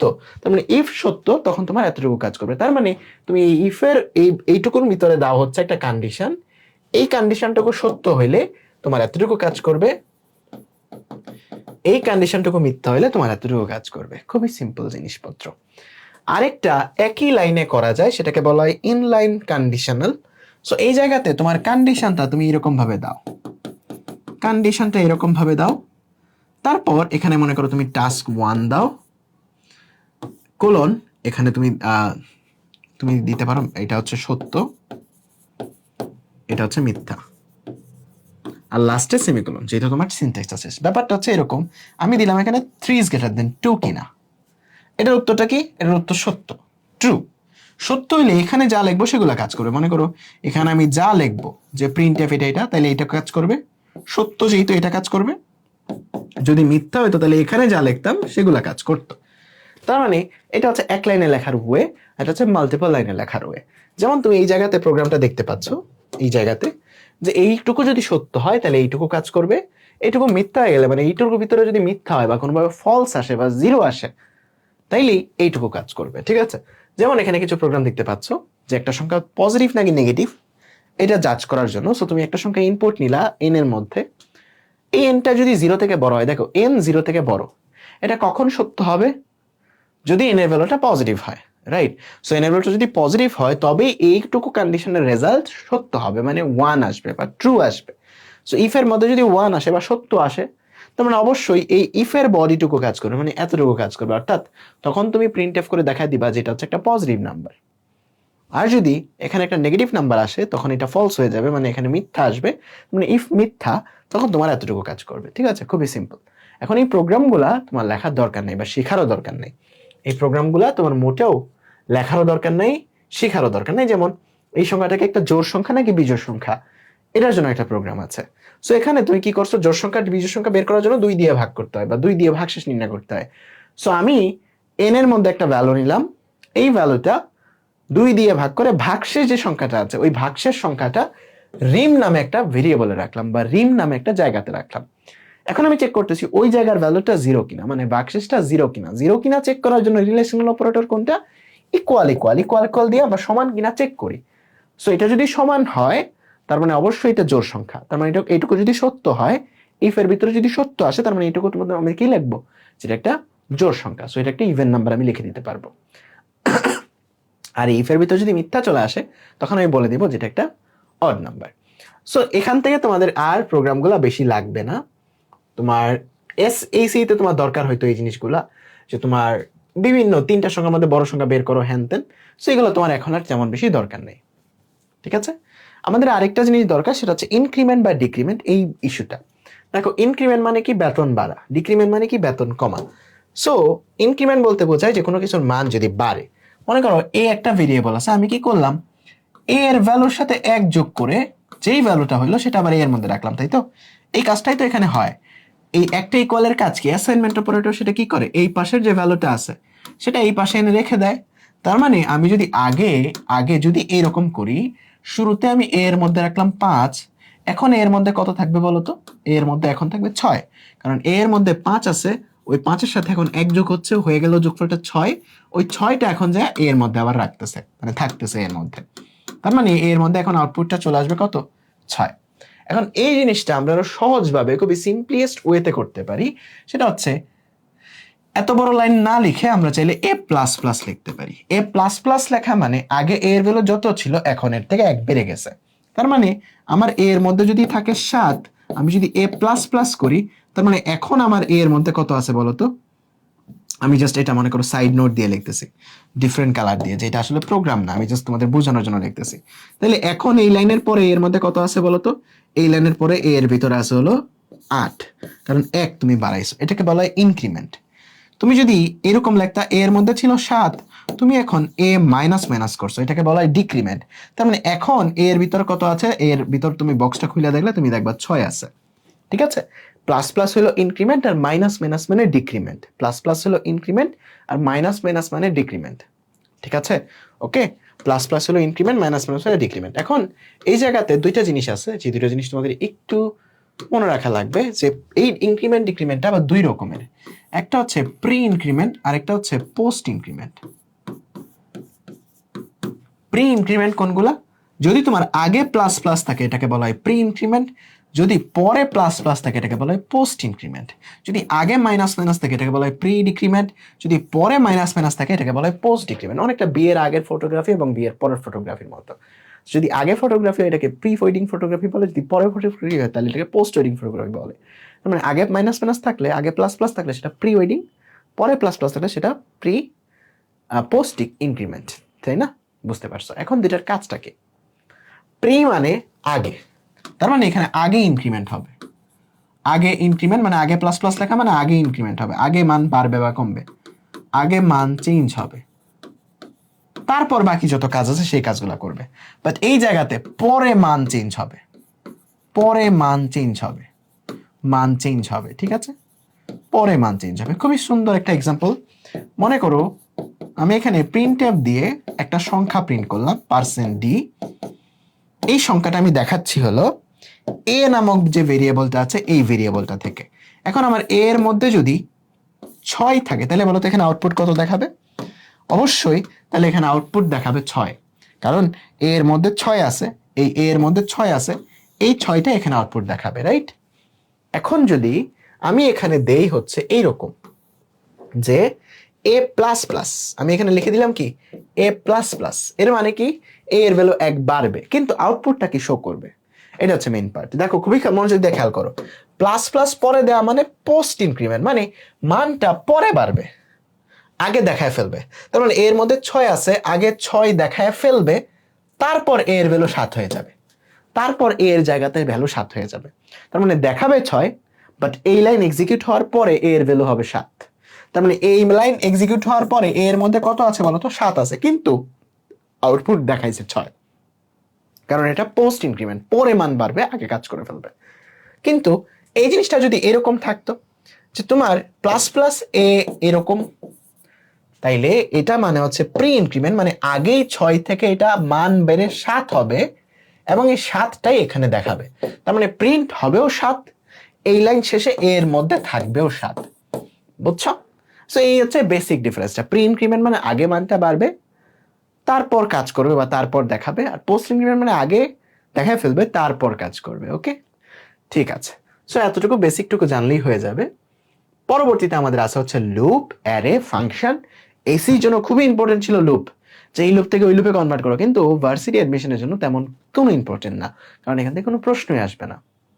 ঠিক আছে, জাস্ট একটু মনে রাখবা যে লুপের 4টা অংশ, একটা হচ্ছে ইনিশিয়ালাইজেশন, একটা হচ্ছে কন্ডিশন, একটা হচ্ছে মানটা বাড়ানো, এবং হচ্ছে একটা কাজ। ঠিক আছে, সো এটা এরকম ভাবে জাস্ট তুমি মনে রাখবা যে ঠিক কন্ডিশনটা যত পর্যন্ত, তত পর্যন্ত তোমার প্রোগ্রামটা কাজ করবে। দেখো আয়ের ভ্যালু এখানে 0 থেকে শুরু হচ্ছে, আয়ের ভ্যালু 1000-এর ছোট ততক্ষণ কাজ করবে, মানে 0 থেকে 999 পর্যন্ত কাজ করবে। প্রতিবার আয়ের ভ্যালু বাড়তেছে হলো 1 করে। তাহলে টোটাল কতবার প্রোগ্রামটা চলবে? 0 1 2 3 4 এরকম 999 পর্যন্ত, মানে 1000 বার তোমার এই লুপটা ঘুরবে, মানে এই কাজটা 1000 বার সম্পাদন হবে। জাস্ট এতটুকু তোমাকে বুঝলেই হইলো। তার মানে তোমার পরীক্ষা হলে এরকম প্রশ্ন আসতে পারে যে এই প্রোগ্রামটা বা এই লেখাটা কতবার প্রিন্ট হবে। তুমি কি জাস্ট চেক করবা এটা, যে মানটা শুরু হচ্ছে কত থেকে, 0 থেকে কত পর্যন্ত, 1000-এর আগ পর্যন্ত, মানে 999 পর্যন্ত চলবে। কত করে বাড়তেছে? 1 করে বাড়তেছে। তার মানে কতবার চলবে? 0 থেকে 999, মানে 1000 বার চলবে। এটা ফর লুপে হোক বা হোয়াইল লুপে হোক, ডাজন্ট ম্যাটার। তুমি জাস্ট চেক করবা মানটা শুরু হচ্ছে কত থেকে, 1 থেকে শুরু হচ্ছে, কত পর্যন্ত চলবে। মনে করো এখানে n না লিখে আমি বলে দিলাম 5। তার মানে যতক্ষণ না আয়ের ভ্যালুটা 5-এর সমান না হয় ততক্ষণ চলবে, মানে আয়ের ভ্যালু 1 থেকে শুরু হচ্ছে, 5-এর সমান হওয়া পর্যন্ত চলবে। প্রতিবার আয়ের ভ্যালু 1 1 করে বাড়তে, তার মানে 1 2 3 4 5, 5 বার চলবে টোটাল। এটা হোয়াইল লুপেও সেম, শুরু হচ্ছে 1 দিয়ে, n পর্যন্ত চলবে, প্রতিবার 1 করে বাড়বে। তার মানে তোমাকে যদি আমি জাস্ট এইরকম ভাবে একটা প্রোগ্রাম দিই, এটা হোয়াইল লুপ হোক ফর লুপ হোক, ডাজন্ট ম্যাটার। আমি জাস্ট বললাম আয়ের ভ্যালু শুরু হচ্ছে 1-এ, আয়ের ভ্যালু শেষ হবে যতক্ষণ পর্যন্ত না এটা 10-এর সমান হয়। আয়ের ভ্যালু বাড়তেছে হলো 2 করে। দেখো আমি এখন কত করে বাড়াইলাম, আমি এখন বাড়াইলাম হলো প্রতিবার 2 করে। আমি বললাম এর ভিতরে যে ব্লা ব্লা ব্লা ব্লা লিখলাম, এগুলা কতবার চলবে বা প্রোগ্রামটা কতবার চলবে, ঠিক আছে। এখানে আয়ের ভ্যালু 0 দিই, প্রোগ্রামটা কতবার চলবে। দেখো তুমি এখানে এইটুকু বুঝলেই হইলো যে আয়ের ভ্যালু শুরু হচ্ছে এখানে 0 থেকে, চলবে 10 হওয়া পর্যন্ত, বা 10-এর ছোট বা 10-এর সমান হইলেও চলবে, 10-এর বড় হইলে আর চলবে না। প্রতিবার আয়ের ভ্যালু বাড়তেছে 2 করে। তার মানে আয়ের ভ্যালু যখন 0 তখন একবার চলবে, আবার পরবর্তীবার আয়ের ভ্যালু 2 বেড়ে যাবে। তার মানে আয়ের ভ্যালু যখন 2 তখনও চলবে, আয়ের ভ্যালু যখন 4 তখন সেবারও চলবে, আয়ের ভ্যালু যখন 6 সেবারও চলবে, আয়ের ভ্যালু যখন 8 সেবারও চলবে, আয়ের ভ্যালু যখন 10 সেবারও চলবে, কারণ প্রতিবার আয়ের ভ্যালু 2 করে বাড়তেছে। তার মানে আয়ের ভ্যালু যখন 12 হয়ে যাবে তখন আর চলবে না, কারণ আয়ের ভ্যালু তখন 10 থেকে বড় হয়ে যাচ্ছে। তার মানে এই কন্ডিশনটা ফলস হয়ে যাচ্ছে, মিথ্যা হয়ে যাচ্ছে। তার মানে এই প্রোগ্রামটা কতবার চলবে? টোটাল 6 বার চলবে। সো একটা প্রোগ্রাম কতবার চলতেছে, জাস্ট এই জিনিসটা তুমি যদি ধরতে পারো তাইলে কিন্তু তোমার হয়ে যাবে, বাকি কোনো প্রোগ্রাম তোমার লিখতে হবে না। সো এটা ডু হোয়াইল লুপে হোক বা হোয়াইল লুপে হোক, তুমি জাস্ট চেক করবা যে শুরু হচ্ছে কত থেকে আর কত পর্যন্ত চলবে, প্রতিবার কত করে বাড়তেছে। এই জিনিসটা জাস্ট খেয়াল করে তুমি জাস্ট চেক করবা যে শুরু থেকে প্রতিবার কত করে বাড়তেছে এবং কত পর্যন্ত যাবে, এর মধ্যে কতবার প্রোগ্রামটা চলতেছে। দ্যাটস ইট, এতটুকু জানলেই তোমার হয়ে যাবে। এর পরবর্তী যে টপিকটা আছে সেটা হচ্ছে অ্যারে।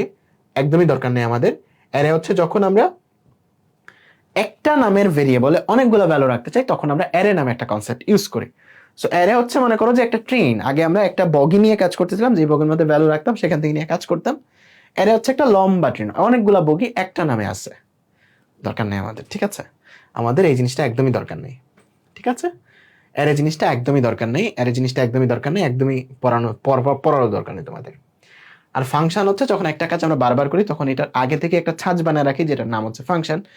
সো এই যে আমরা মেইন যে ফাংশনটা বানাইছি এরকম ভাবেই ফাংশন বানাইতে হয়। দেখো মেইন ফাংশন যেরকম ভাবে বানাইছি, একটা ভেরিয়েবল, তারপর ফাংশনের নাম, ফার্স্ট ব্র্যাকেট, ডাবল কোটেশনের মধ্যে ফাংশনের কাজ, এরকম ভাবে ফাংশন বানাইতে হয়।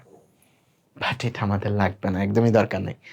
সো আমি বলবো যে এই চ্যাপ্টার থেকে যা যা ইম্পর্টেন্ট, সবচেয়ে বেশি ইম্পর্টেন্ট হচ্ছে প্রথমটুকু, যে তোমার এই প্রোগ্রামিং এর ইতিহাসগুলা বা অনুবাদক প্রোগ্রাম কি, কোন ল্যাঙ্গুয়েজটা কি কাজে ইউজ হয়, তারপর ফ্লো চার্টের কোনটা কি কাজে ইউজ হয়, ভেরিয়েবলগুলা কি, ভেরিয়েবলগুলোর ডেটা টাইপ কিরকম, বা ছোট ছোট প্রোগ্রাম যেগুলোর আউটপুট কি, এই প্রশ্নগুলাই বেশি আসবে। প্রিন্ট টেপ দিয়ে তোমাকে বলবে এখানে আউটপুট কি আসবে, বা একটা লুপ দিয়ে বলবে যে এটা কতবার ঘুরবে। সো এই প্রশ্নগুলাই সবচেয়ে বেশি আসবে, এর বাইরে কিছু আসবে না। সো যদি প্রথম পার্টটা ভালো করে দেখো তাহলেই তোমার এই অধ্যায়টা খুব ভালো করে প্র্যাকটিস হয়ে যাবে। সো আমি চেষ্টা করছি এই অধ্যায়ে যা যা টপিক তোমাদের ভার্সিটির জন্য ইম্পর্টেন্ট শুধুমাত্র সেগুলোতে ফোকাস করে খুব অল্প সময়ে তোমাদের প্রিপারেশনটা গুছিয়ে দিতে, কারণ ভার্সিটি অ্যাডমিশনের এই সময়টায় তোমাদের সময়টা অনেক বেশি মূল্যবান। সো আশা করি খুব সুন্দর করে অধ্যায়টা শেষ করতে পারবে। আমি যেগুলো বলছি শুধুমাত্র এতগুলো পড়ো তাইলে এনাফ, এর বাইরে তেমন কোনো প্রোগ্রাম তোমার সলভ করা লাগবে না। আমি জানি করলে অনেক কিছু করা যায়, মানে 10 দিন যাবত প্রোগ্রামিং অধ্যায় পড়তে পারবা, কিন্তু তোমার দরকার নাই এখন সেটা। সো যতটুকু বললাম ততটুকু তুমি জাস্ট একটু সামারাইজ করে পড়াশোনার চেষ্টা করবা, তাইলেই তোমার অধ্যায়টা হয়ে যাবে, ঠিক আছে? এন্ড অবশ্যই কমেন্টে জানিও ভাইয়ের ক্লাসটা তোমাকে কেমন হেল্প করছে, এন্ড বাকি ক্লাসগুলো দেখে নিও, বাকি অধ্যায়গুলোর। ওকে, টাটা, দেখা হবে ইনশাল্লাহ নেক্সট ক্লাসে।